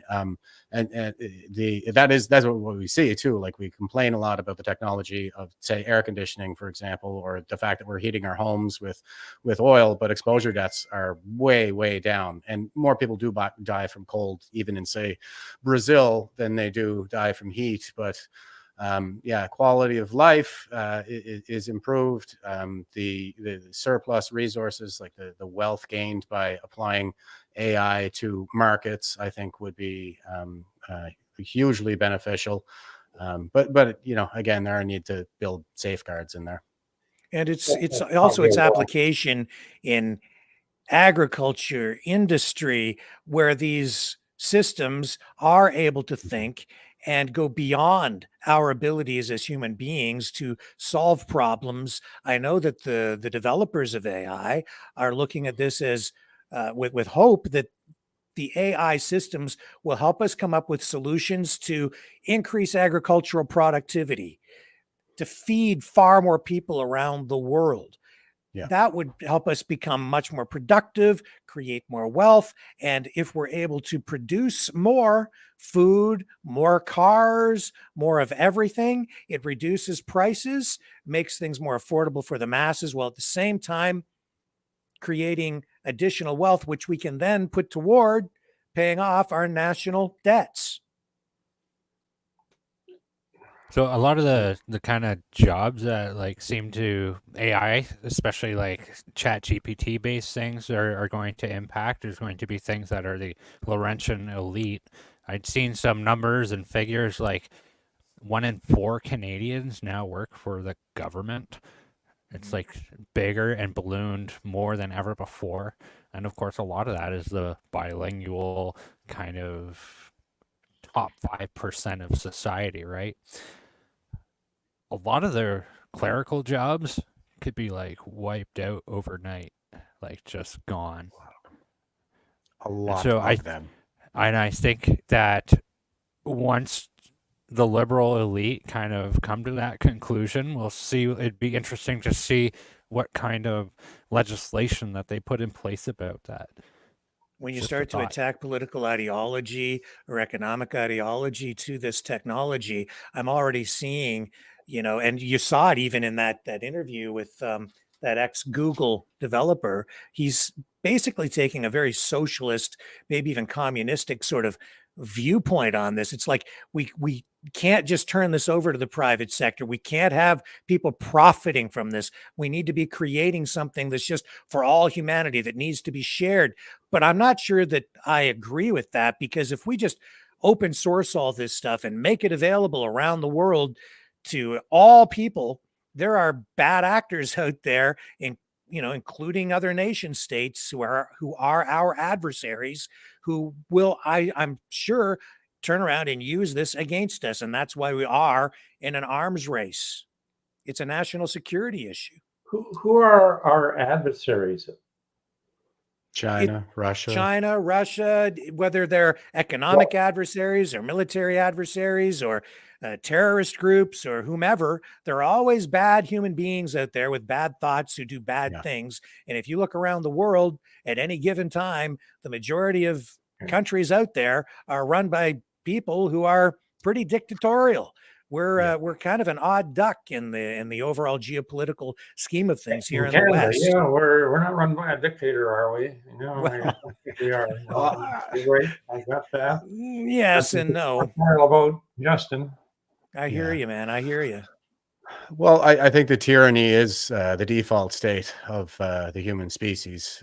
Like I said previously, like we're a slave master species by default. Social hierarchical primate domination is kind of what we're hardwired to do, and we are the exception in the West. About 80% of the world is still stuck on that default setting, and and it's not a problem that we get to solve in our lifetimes.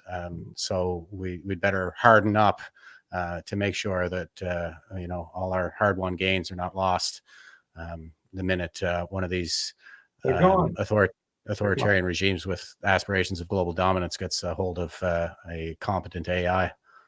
And don't misunderstand what I'm saying, Ian. I don't want to go to war with China.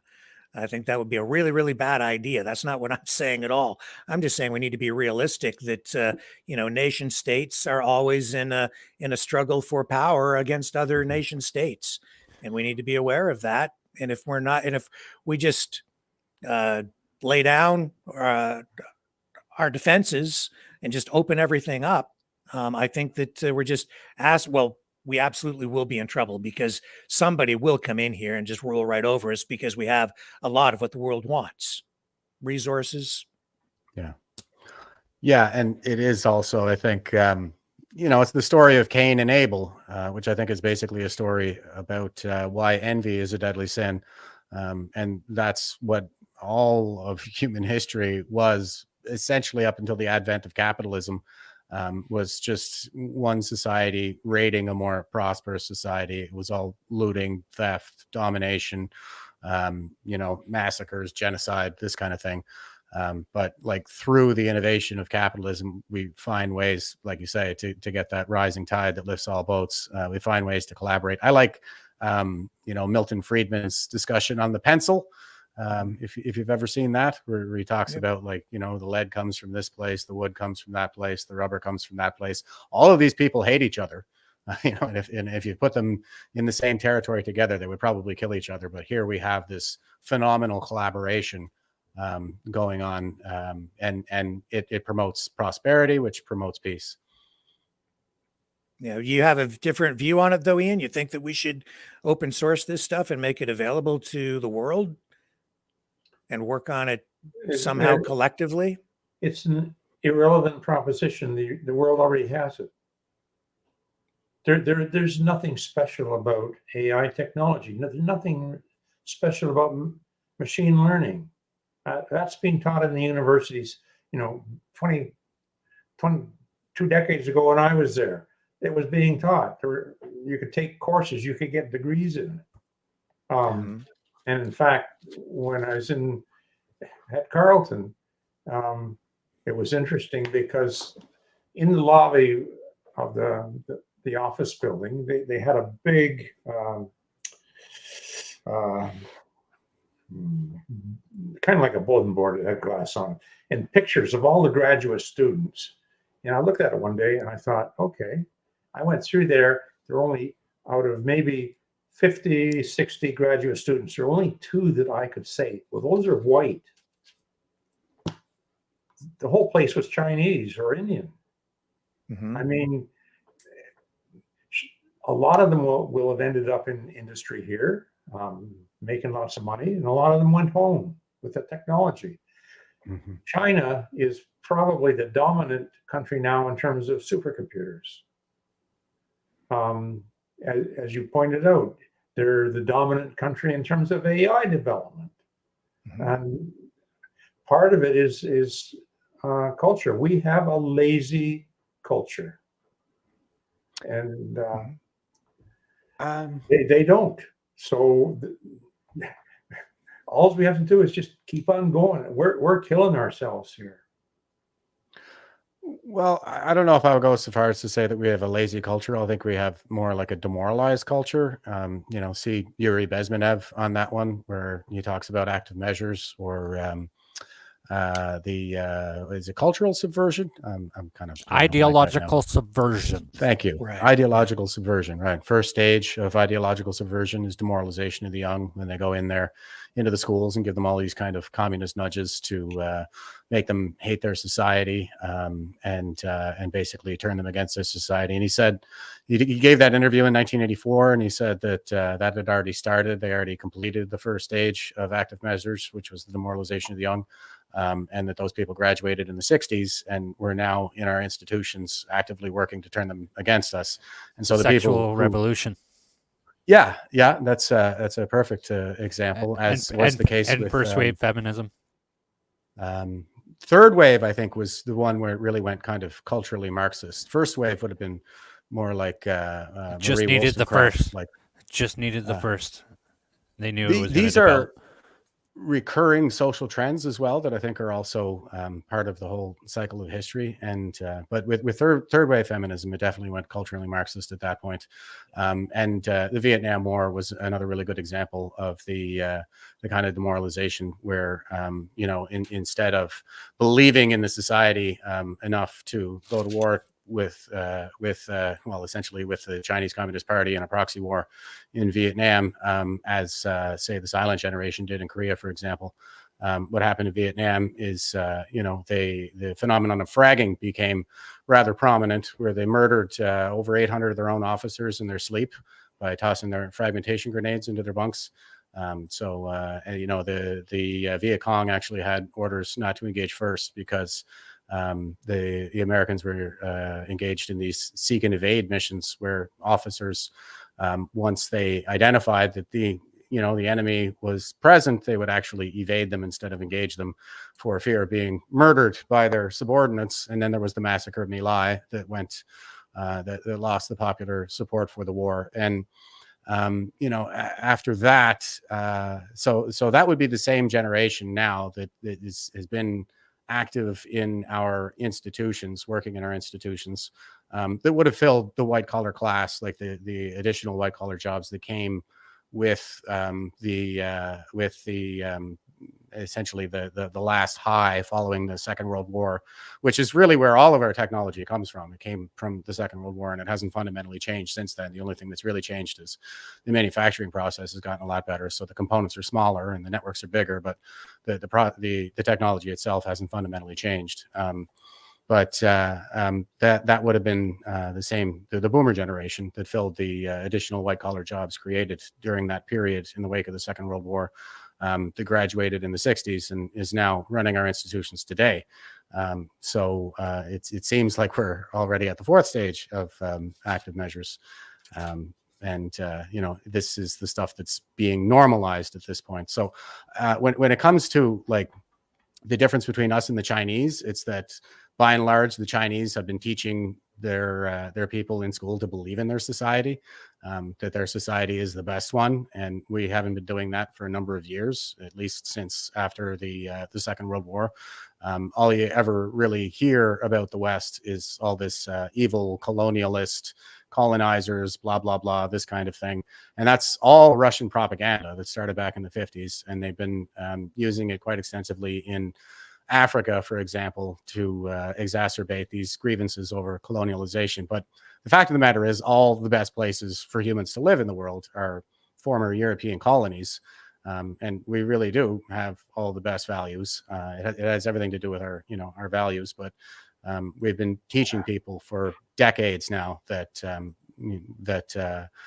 the West is the kind of warmongering, bloodthirsty, colonizing oppressor.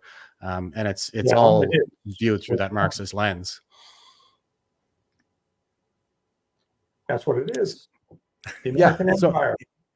Well, yeah, and I think that if we were just a little bit more truthful with people about our own history, like going all the way back to the Crusades, for example, like we talk about the Crusades, like it was the worst thing that ever happened, and the blood in the Holy Land ran up to the bridles of the Crusaders' horses, and so on and so forth. But the fact of the matter is, it was a counteroffensive, because the Caliphate came exploding out of Arabia, and within 100 years of Muhammad's death, had an empire like 3 times the size of what the Romans ever had.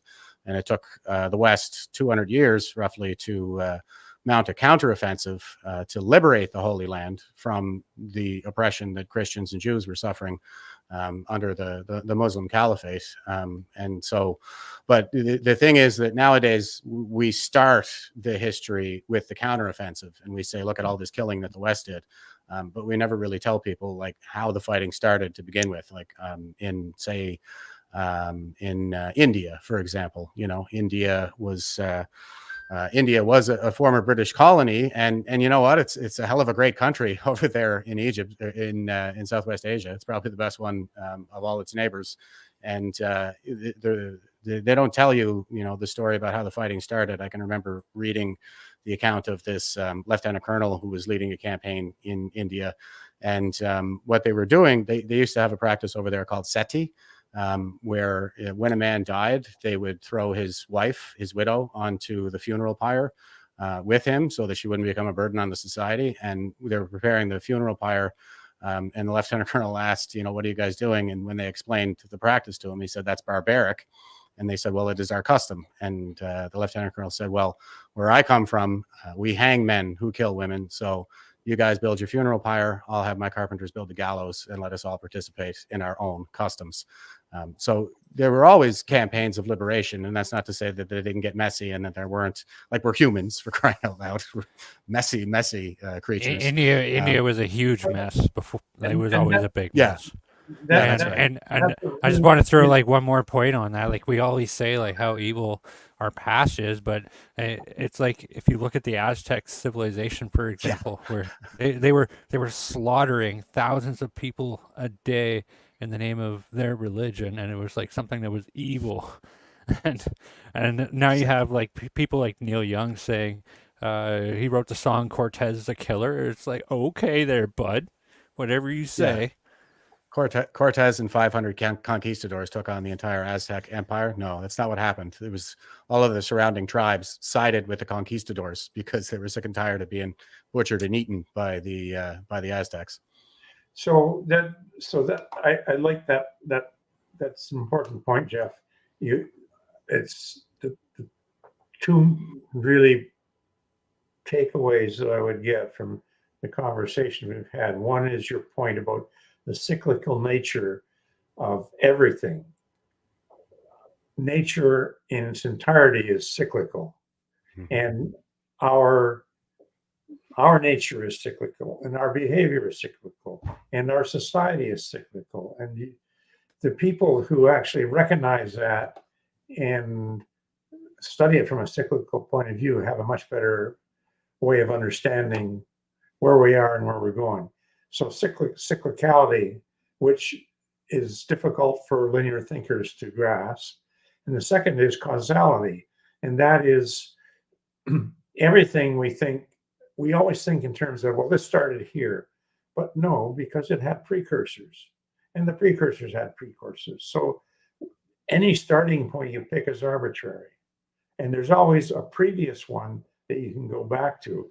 And I hope I understood that that's what you were saying. I was saying that we've been, our education system has been turned into an indoctrination system, and so I agree. So I just offer a counterpoint to the idea that we're a more lazy society than the Chinese. I think that we're a demoralized society, and it goes back to the institutions, particularly the university and now the public schools as well. We should be teaching our kids, our true history. Like, we're the good guys. I'm not saying we're the perfect guys. I'm just saying that we're better than everybody else. Like, oh, absolutely, absolutely. Yeah, and rates of violence, like to your rates point, of violence. Who treats women and minorities better than the West? Nobody. Nobody does. No. And to your point, have you guys ever gone down the rabbit hole about what TikTok in China looks like, talking of like AI. TikTok in China is all about like personal, like improving yourself personally, inspiring you to become better, like how to become it's all about making yourself a better person. But if you switch your VPN to like the United States on TikTok, it's like people who have like these self-inflicting stuttering impediments because they're all brainwashed through this crazy system. It's so evil how they've turned this on our young people. Well, it's just to show the power of what I would say is propaganda. Another church in northern Alberta has been set ablaze, burned to the ground. This is the third one in the last week that I'm aware of. Here's a story. Here's a clip from a counselor in that community. This is Javier Church in northern Alberta. This was sent to us by one of our regular viewers, part of our Maverick family. Wood Buffalo RCMP say officers responded to a structure fire, fully engulfed in flames. Just another example.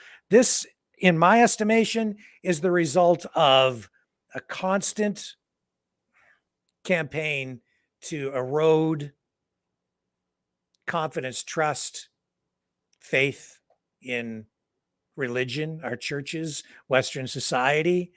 I think we're up now over the last few years, over 200 churches since the mass grave story broke that have been torched across Canada, Christian churches. And here's the counselor from that community. Good day, everyone. Counselor Shane Janvier here. Woke up to some news this morning that someone had set fire to our old church here in the community. You can kind of see behind me here, still kind of smoldering here, and it's, burnt right down on the ground. Really sad. As a member of chief and council, I got a voice here, but if you're listening, you're a community member, you have a voice as well. Early indications appear to be arson. We got the RCMP here, crime tape here. We've got some fire investigators coming out to kind of look into this a bit further.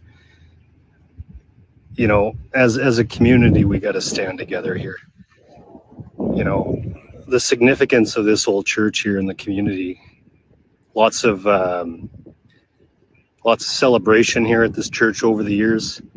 Lots of weddings, lots of baptisms. This is a place where we've, come to say our last respects to our loved ones, our ancestors. Myself personally, like my first Holy Communion was here at this church. And it's enough's enough. We got to start looking out for one another as a community. We're treaty people here, treaty Indians here that belong to this nation, this band, this community. We're Dene Siouxline people. If we're going to make statements that this is our land, we're going to fight for this land, then we damn well better learn to respect our land. And that's not respect. That's not respecting our community. So I urge you, if you know something, contact the RCMP. If you wish to remain anonymous, contact Crime Stoppers. If you feel more comfortable, bring that information to myself, and I'll bring that forward to the RCMP as well. Just by happenstance today, we're also going to have a community get together here, a Christmas dinner here in the community. It's a time for us to come together and, kind of be thankful for one another, have a nice dinner with one another. I welcome you to come to the multiplex, come and have a Christmas dinner, come and say hello. come and have a chat. But, this is a community here, and let's start looking out for one another. That's all I got to say at the moment. So, Masu Cho.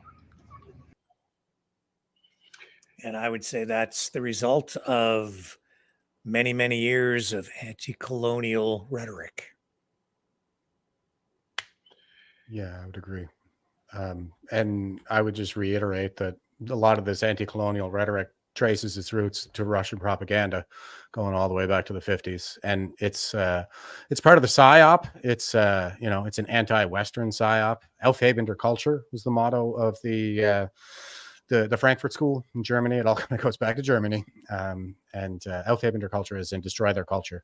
This I think all stems from the psyop that was perpetrated stemming from the Kamloops residential school discovery of what is probably a septic tank by so-called ground penetrating radar. Radar doesn't really penetrate ground. All it can do is detect soil disruptions. I worked with a very similar radar when I was working with the drone detachment in Afghanistan, and that's all it really does. Is we used to use it to find command wires for IEDs, and it'll display, if the soil has been disrupted, you'll be able to see that in bright orange, where everything else is just kind of a dimmer color. So that's all they ever really had was a soil disruption. There's never been any remains or any kind of forensic evidence to support the idea that there are bodies in there. There was another site, I can't remember the name of the place now, but they had a similar finding in the basement of one of the churches, and they performed the excavation and found out that it was rocks. So they half-masted our flags for 6 months. Shame on Canada. It's a Maoist. It's a Maoist kind of cultural revolution that's taking place, where there's heavy praise heaped upon the insiders and shame heaped on the outsiders, and it's quite effective. Trudeau he's Maoist. Trudeau paid for all everything to do with Every Child Matters. This has just been so destructive to our country, like beyond destructive. I've never would have imagined that this much damage would have been inflicted in Canada with 8 years of Justin Trudeau. But everything to do with the Every Child Matter movement and that psyop, it was all funded by Justin Trudeau and his government, and all of the commie elites in the university systems that have been trained and with this, because I broke this even before Lauren Southern came out. I remember I looked very heavily into this when it came out, and you had the University of Alberta and their anthropology department stating we have unearthed. Well, I know a little bit about archaeology, and I know a little bit about ground penetrating radar, and these people more often than not get it wrong.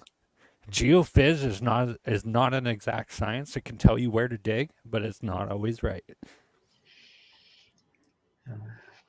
I am going to throw in something entirely from another direction, and then I'll leave it at that. And that is, I'm currently studying the Book of Revelation, and I'm near the end of it, but it fits in to the opening of the fifth seal. And the fifth seal opens up religious persecution, and it's in its later stages, martyrdom of the faithful. So we haven't entered into the stage of wide-scale martyrdom, but religious persecution has been going on for Christians for quite a while now. And this is, for me, just another example.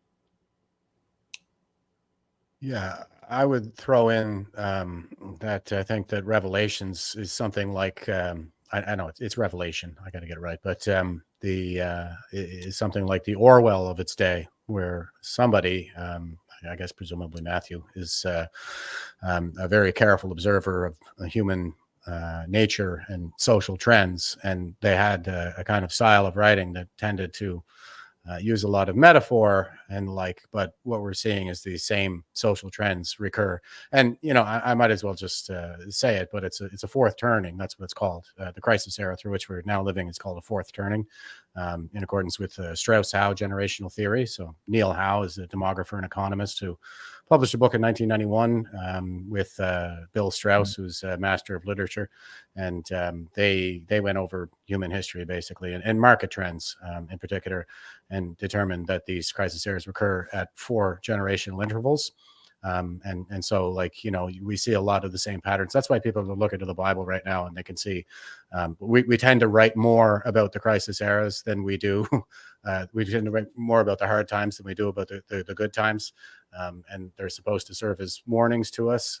And we can see these same social trends that we might see in something like Sodom and Gomorrah, or, you know, Abraham's sacrifice, you know, the old sacrificing the young, the Sodom and Gomorrah, the kind of debauchery and collapse, the Tower of Babel, where, you know, we're all sort of talking past each other at this point. Like, we don't even have a common language anymore, because the Marxists have a kind of postmodernist language that they speak, and we don't mean the same things that we used to. It's an era of balkanization into various factions, polarization, this kind of thing. And it's Tower of Babel would be analogous to, say, like the collapse of the Roman Empire, whereas in the Roman Empire they had 2 official languages, one Greek and one Latin. But after balkanization occurred, now we have all the European languages where nobody can, you know, communicate anymore, but they're all Greek and Latin derivatives.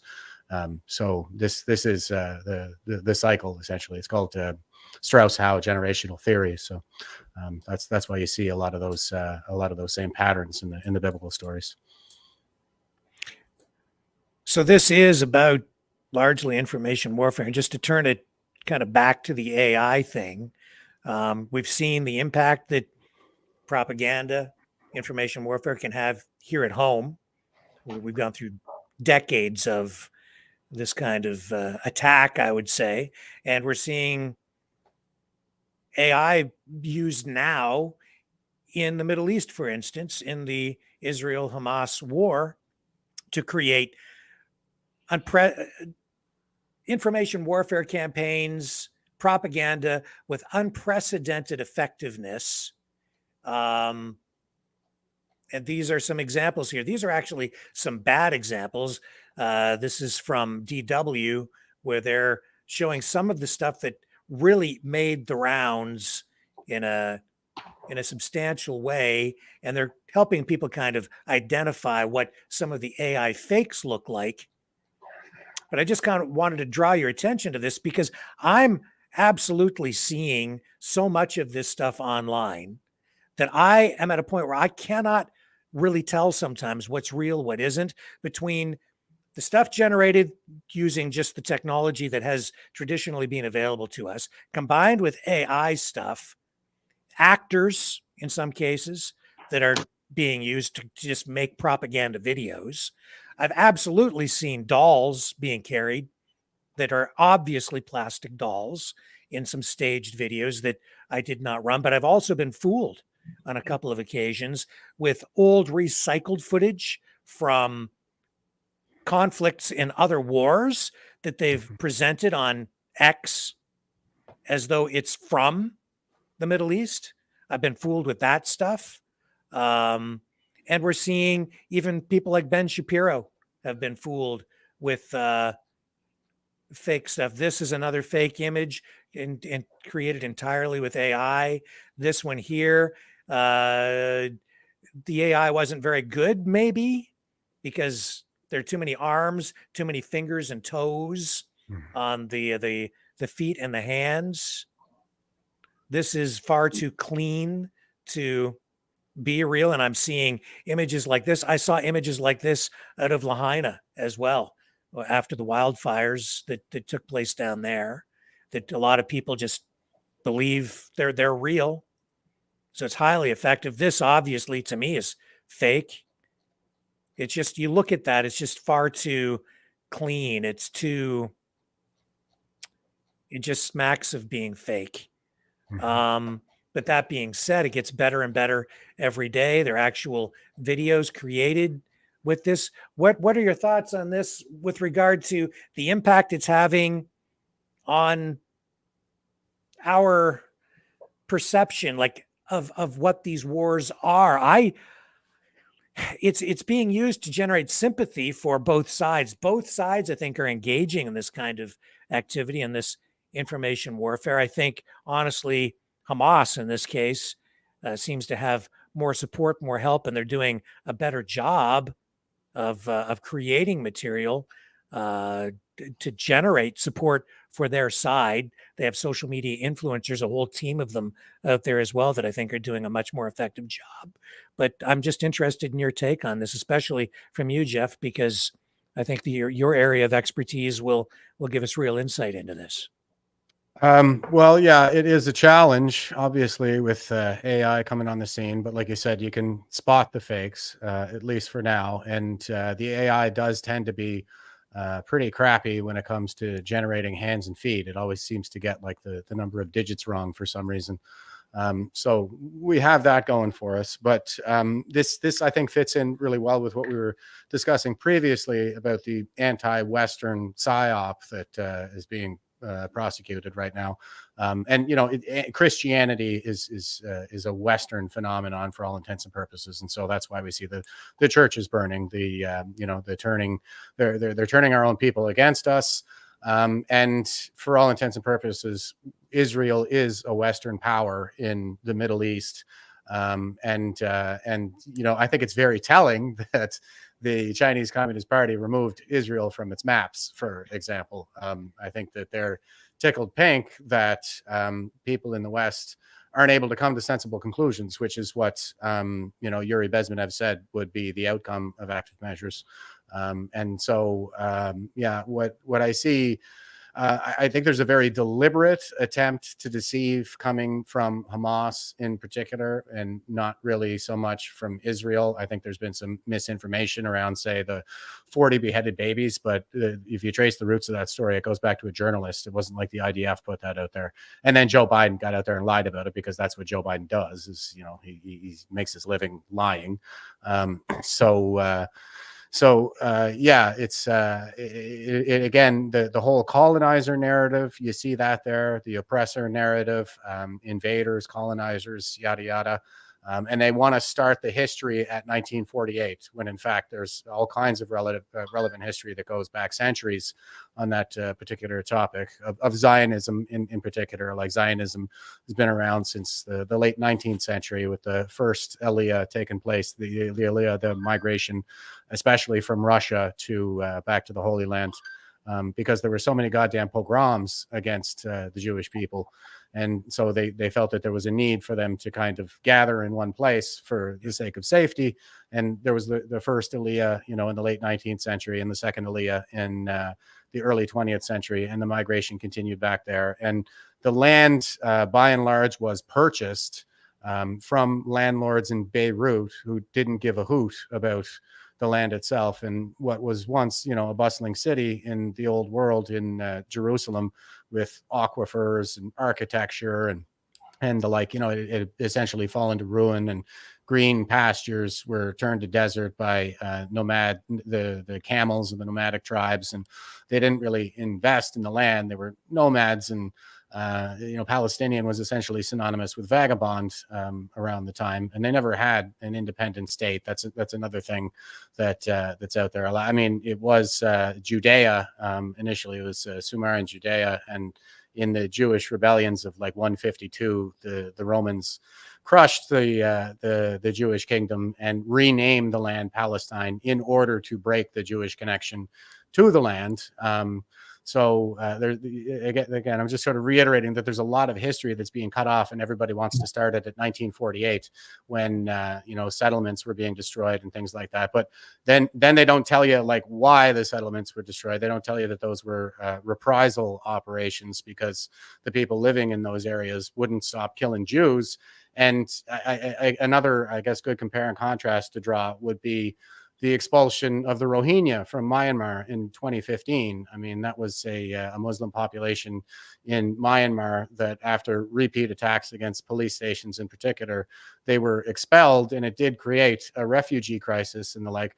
But you didn't see everybody flooding the streets and screaming at Santa Claus when the Rohingya were expelled from Myanmar, because if there are no Jews, then it's not news, I guess. But for all intents and purposes, I think I've come to the conclusion that Israel are the good guys in this one. There really was a massacre on October 7th. I showed tons of footage from it on my Veterans for Freedom podcast there, just to try to dispel this nonsense about false flags. There's all kinds of hell to pay, I think, for the failure on the Israeli security forces side. My understanding is that all of the chatter, as in all the intercepted communications around that time, was around Hezbollah and the West Bank, and so they had redeployed a lot of their forces and a lot of their efforts and focus onto the West Bank and onto Hezbollah, and it looks like they got fooled.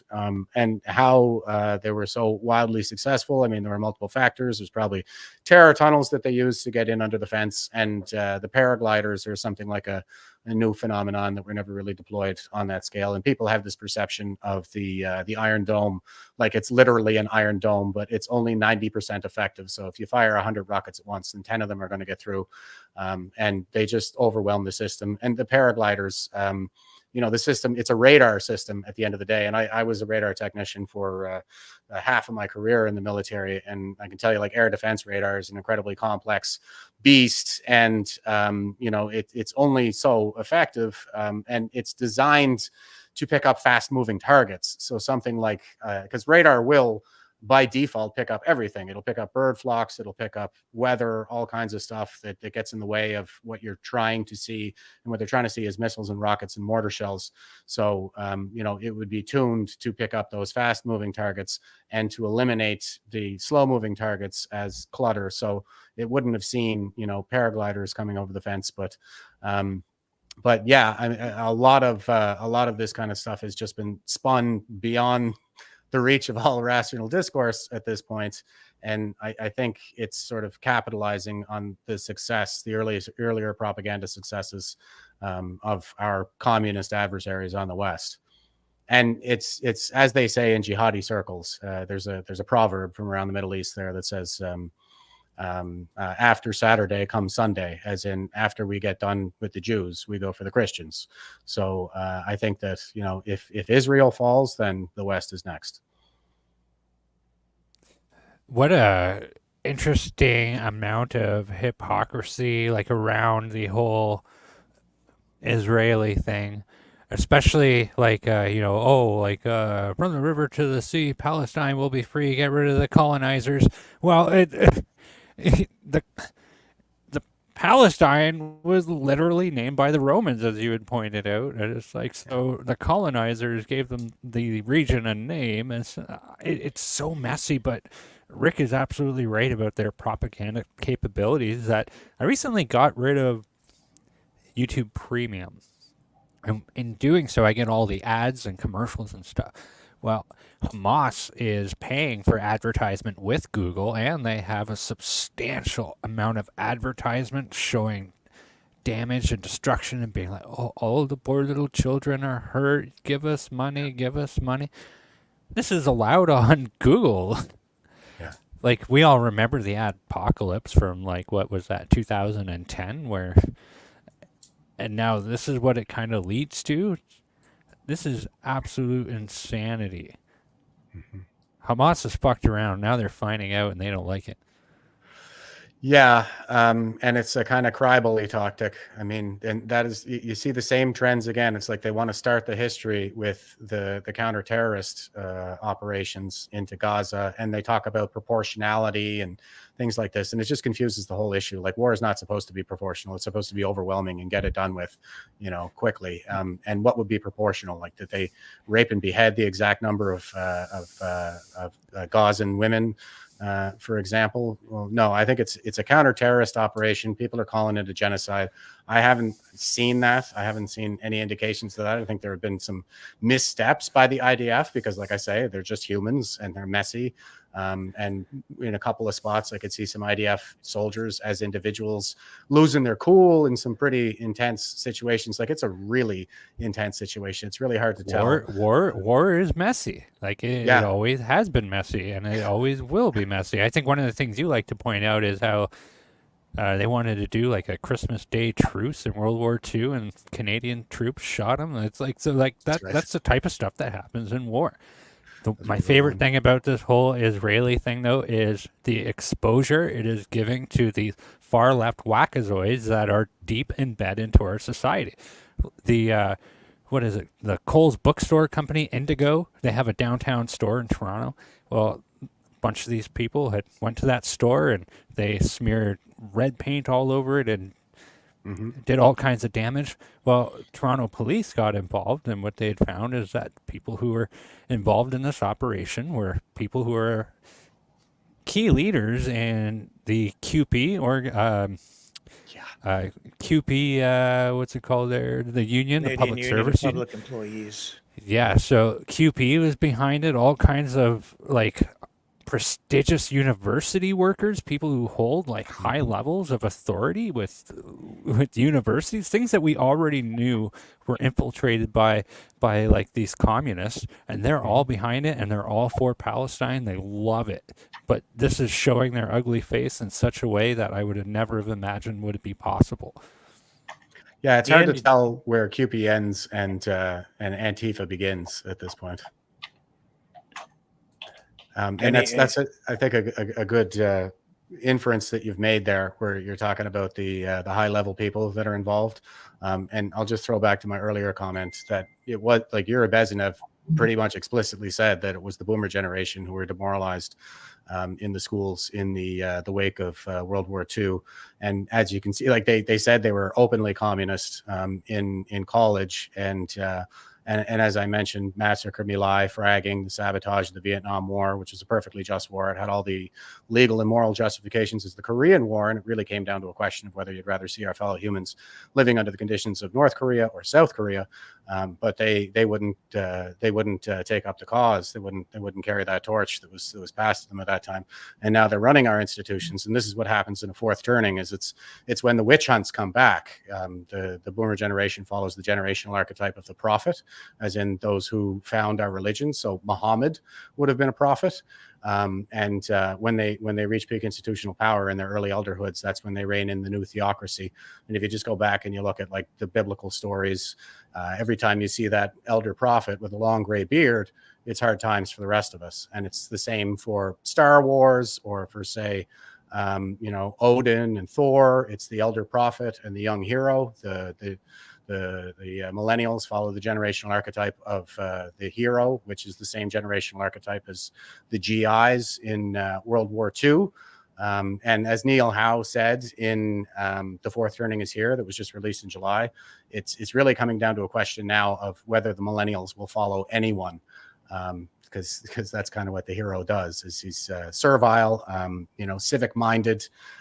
They come of age in a time when things during the unraveling period of the saeculum, and so they have a sense that things are going in the wrong direction, and they're looking to the senior leaders of our institution and saying, like, we want to fix this, we want to help. So what do we do? And right now, what they're saying is destroy the West. Well, if you go back to World War II and Tokyo Rose, or the dropping of pamphlets during Vietnam, Korean War, back to those times, that was one level of information warfare where you're trying to convince the other side to give up or sympathize with your side. But now today, with artificial intelligence and the quality of the images being produced, we're not seeing just an opportunity for the victor to write the history. We're seeing both sides, all sides in any conflict now, engage in an activity where they're actually trying to write reality or create reality in real time through the internet at least a reality in people's minds, so that they're generating support, which then translates into funding. In this case, Western funding for the war in Ukraine, Western funding for Israel. You undermine public support in Canada, in the United States, and the people put the pressure on the government. They lose their taste right away for the conflict. In fact, we're seeing here in the West people cheerleading now, or for groups that traditionally, I would say, had been seen as enemies of the West. We've seen people actually take up the mantle and prop Osama bin Laden up as some sort of an actual hero here in the West because of, I would say, this ongoing information campaign. It seems to me we're getting to a place where, as well, we have to,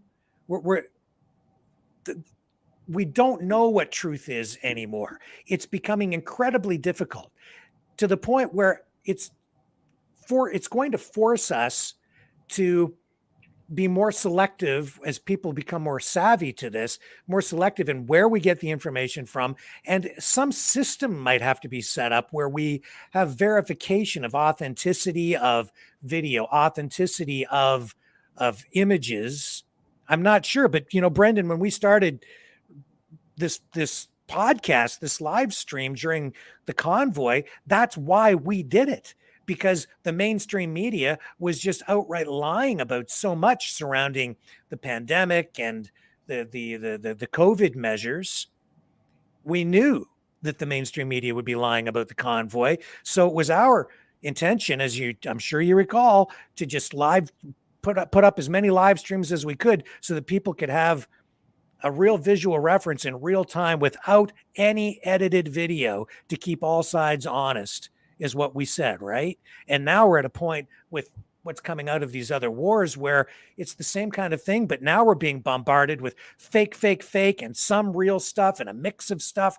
And it's really difficult sitting here on the other side of the globe to determine what's real over there where the conflict is unfolding. Thoughts?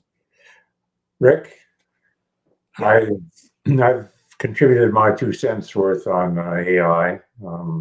As I said when we talked in the call before, I didn't have a lot to contribute, but no, Ian, you've contributed a lot. I'm very grateful for your time here tonight. I said I wanted to bug out after about 2 hours, so gentlemen, I'm going to leave the conversation. It's been invigorating, and I'll leave you, the 3 of you, to it, and I'm going to bid adieu. So take care. Pleasure chatting with you, Ian. Thank you, Ian. Good to see you again, Ian. It's a pleasure as always. Yeah, it's been a long time. Take care. Take care. Where were we? You had something very profound that you were saying.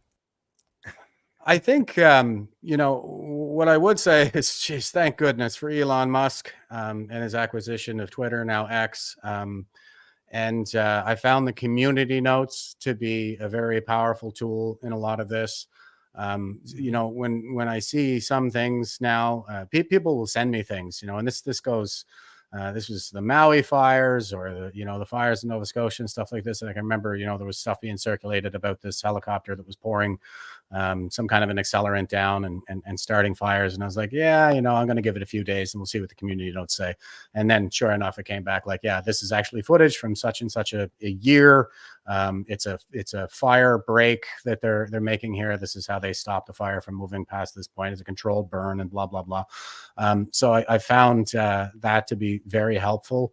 And also, now I haven't done this personally, but it appears to me, at least from my read of the different posts on X, that people are feeding some of this imagery into one AI or another in order to determine whether or not it was in fact artificially generated. So that could be an effective strategy as well, but I haven't actually tried it myself. So, What do you think, Brendan? I had something on the tip of my tongue, and then I got distracted with Ian. I'm sorry. That's okay. Yeah, I mean, it's just, I mean, those are good tips, Jeff, because it is difficult to know sometimes whether what you're looking at is real or not anymore. I've stopped running a lot of stuff on this channel because it'll pop up. People will send me stuff, and I'm looking at it, and it looks very real. But until I'm really confident that what I'm looking at is authentic, that it hasn't maybe been edited or is being presented out of context, even, or is just outright artificially generated, I'm very reluctant to put a lot of stuff up and show people footage, especially from the war zones. Mhm. Very reluctant. Mhm. What kind of impact do you think this is going to have as we move into this coming presidential election and the next federal election? This, I think, is a threat to our democracy. Yeah, it is. You know, it is ideological warfare. I think at the end of the day, it's a battle for the human mind. We gotta we gotta win it. It's a matter of survival. I would just I guess proper target identification is necessary here. So what we're seeing across Canada, like we're seeing these mass demonstrations, anti-Israel or pro-Hamas, whatever way you want to frame it, and it's quite bizarre to see things like Queers for Palestine. You know, I think somebody might want to tell them to go to Palestine sometime. But Like I said, the hypocrisy with the whole thing is it's ultimately, I think, doomed to failure, because there are so many internal contradictions. Like it just has to fail. It's not a coherent system of thought. But Judith Butler, I couldn't help but notice, she is the one who first conceptualized gender as a social construct back in the early 90s. And she was a third wave feminist and seminal thought leader in the progressive movement. And what she said is that Hamas is part of the global progressive movement. And I think that demonstrates my point rather succinctly, that progressivism is an anti-Western movement. The only thing they ever show any progress towards is communism. So that's where the battle lines, I think, are drawn in ideological warfare. Yes. And as far as threats to democracy go, and I hate using this word, it makes me feel dirty, but the mis and disinformation, I hate that word so much. It makes me want to run up a wall, but it's all working. The CCP is on record as wanting a minority government with Justin Trudeau in power, and we have that overwhelmingly. It's working. That's what they wanted. That's what they got. And you know what? I don't know if that's what we're going to get again, but Justin Trudeau has made his declaration that he will be running again for the 2025 election. Yeah. And he will have the full support of the underground CCP police stations, all of the how many AI bots are they going to have spewing out all kinds of rhetoric about this stuff. I'm on Twitter and I get a lot of things liked by bots. There's so many bots. It's crazy. Yeah. And Jeff, you said that identifying the target accurately is important. And I think, you know, the target is really, in this case, China, communists. So, and I think those who have infiltrated our government and our institutions, who are working from that ideological point of view. Any thoughts on what we do moving forward? You know, prepping is good. We could, like, I have a sense that things are definitely going to get worse before they get better. So we want to be self-sufficient, get the hell out of the cities, wait for the collapse, and then be ready for the rebuild. But, you know, none of this is really anything new. Sun Tzu said in the 5th century BC that the supreme art of war is to subdue the enemy without fighting. So that is the strategy, like you pointed out there, Brendan, is, you know, to get that despicable minority government in power in perpetuity.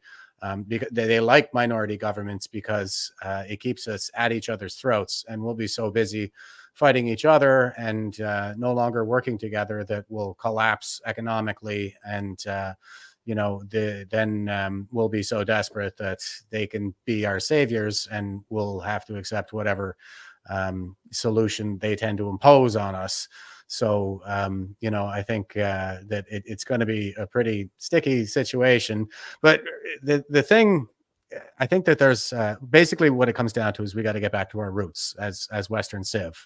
And we are the people of philosophy. And, I say that because, the Eastern traditions like, Sun Tzu and Confucius and Wang Tzu, they tend to be really just kind of aphoristic, like they do. I think that they have a lot of value, but they lack method. Whereas in the West, we have this interrogative method where we value debate and logic. Like that is a Western conception: logic, reason, this kind of thing, to build an argument, a syllogism. Major premise, minor premise, conclusion, that kind of thing. So there's a lot, I think, to be learned by studying the classics. And, especially like it all goes back to Socrates, really, the modern Enlightenment. And he was a war veteran who, in my read of the story, it would have taken place, his execution would have taken place in a second turning. So that would be the time when that would be analogous to, say, the Vietnam War, when the generation coming up, they're prosecuting the new spiritual awakening, as Muhammad did during his early life. And what he called it at the time was sophistry. It's a lot of kind of, highfalutin gobbledygook just to baffle gab people with bullshit. And the antidote to it is reason. It's philosophy. It's logic.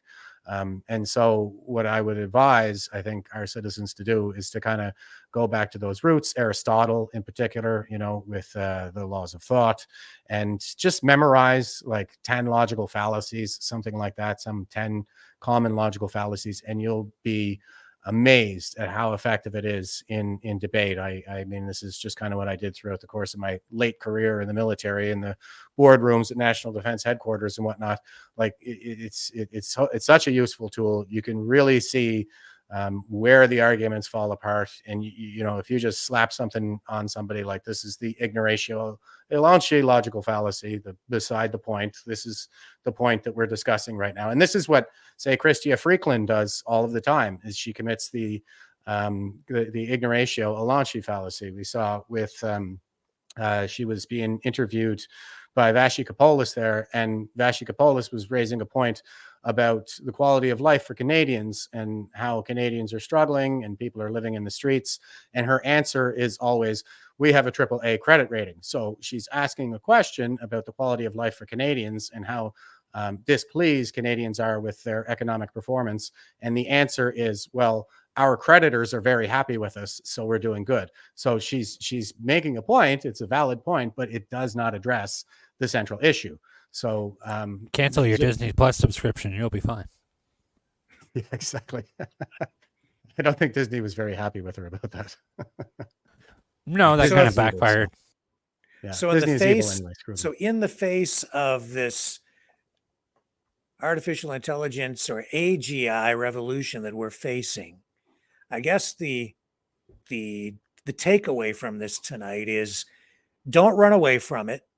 We have to learn to cope with it, engage, find strategies to move forward in ways that we can use this to benefit ourselves, while at the same time finding ways to protect ourselves, put pressure on government to take positive actions and maybe impose some regulations on this so that it doesn't get out of hand.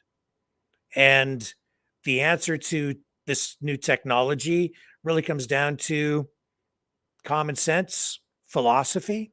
Mm-hmm. And I'll throw it out to you guys for some final thoughts tonight. I guess I would just, reiterate what I said already. Work on hardening ourselves as individuals, being able to be self-sustaining and independent of the state. get away from the cities, because that's where people are utterly dependent. And once those supply lines and systems fail, they'll be the ones eating each other first. So you want to stay away from those places. And like I was just saying, I mean, take in a page of ancient wisdom every day, and you'll find more truth, beauty, wisdom revealed, so many millennia ago, that has been lost to us. I think it's been hidden from us. We don't teach it in schools anymore. The coping strategies that we're talking about, the meditations of Marcus Aurelius, what I get from reading Marcus is one of the greatest men in history suffers with all the same anxieties and self-doubt that I do. It's all part of the human condition, and we've been humans for a very long time. So I think we should get back to our roots, familiarize ourselves with the lessons of our ancestors who lived through these crisis eras in the past, and we will persevere in the end. And on the other side, like I said, just by dint of natural attrition, like the institutional leaders who have failed us and tyrannized us throughout all of this, they're not going to be around forever. And the people who are coming up behind them, this is why the human history has a cyclical nature to it. So the people that are coming up behind them that are rebelling against this, like, we're going to be in charge sometime between say 2028 and 2033. So that's when the pendulum swings back the other way. That is, like, I never liked the political pendulum analogy, because there's no force of gravity in the analogy, and that is what makes the pendulum swing. Well, the force of gravity is demography. It's changing demographics, and as the boomer generation retires and Gen X displaces them from peak institutional power, we're going to be course correcting for all of the excesses of their wielding of power. And we'll see, a much brighter future, new technologies, higher standards of living than the world has ever seen. The trick in the interim between now and then, I think, is just going to be surviving. And we got to keep in this fight. And keep a level head the whole time. Like, this stuff will wear you down, I know, but we got to keep opening up minds and doing everything we can to prevent what is probably an inevitable collapse, and at least adopting some strategies to weather that storm. And then on the other side, we'll have another generation in charge that isn't going to is going to have an appreciation for exactly how much suffering the heavy hand of government can really inflict on its people, and they're not going to be making the same mistakes. Give us some final words of inspiration, Brendan. Turn off the TV, read your Bible, brush your teeth, go to the gym, quit being a bitch, and thanks for listening. It's been a pleasure. Okay. Now, there are some words of wisdom. Well said. Folks, thank you, gentlemen. It's been a great program, great discussion. And folks, we'll be back tomorrow night, 6 p.m. Eastern Standard Time. Catch y'all on the flip side.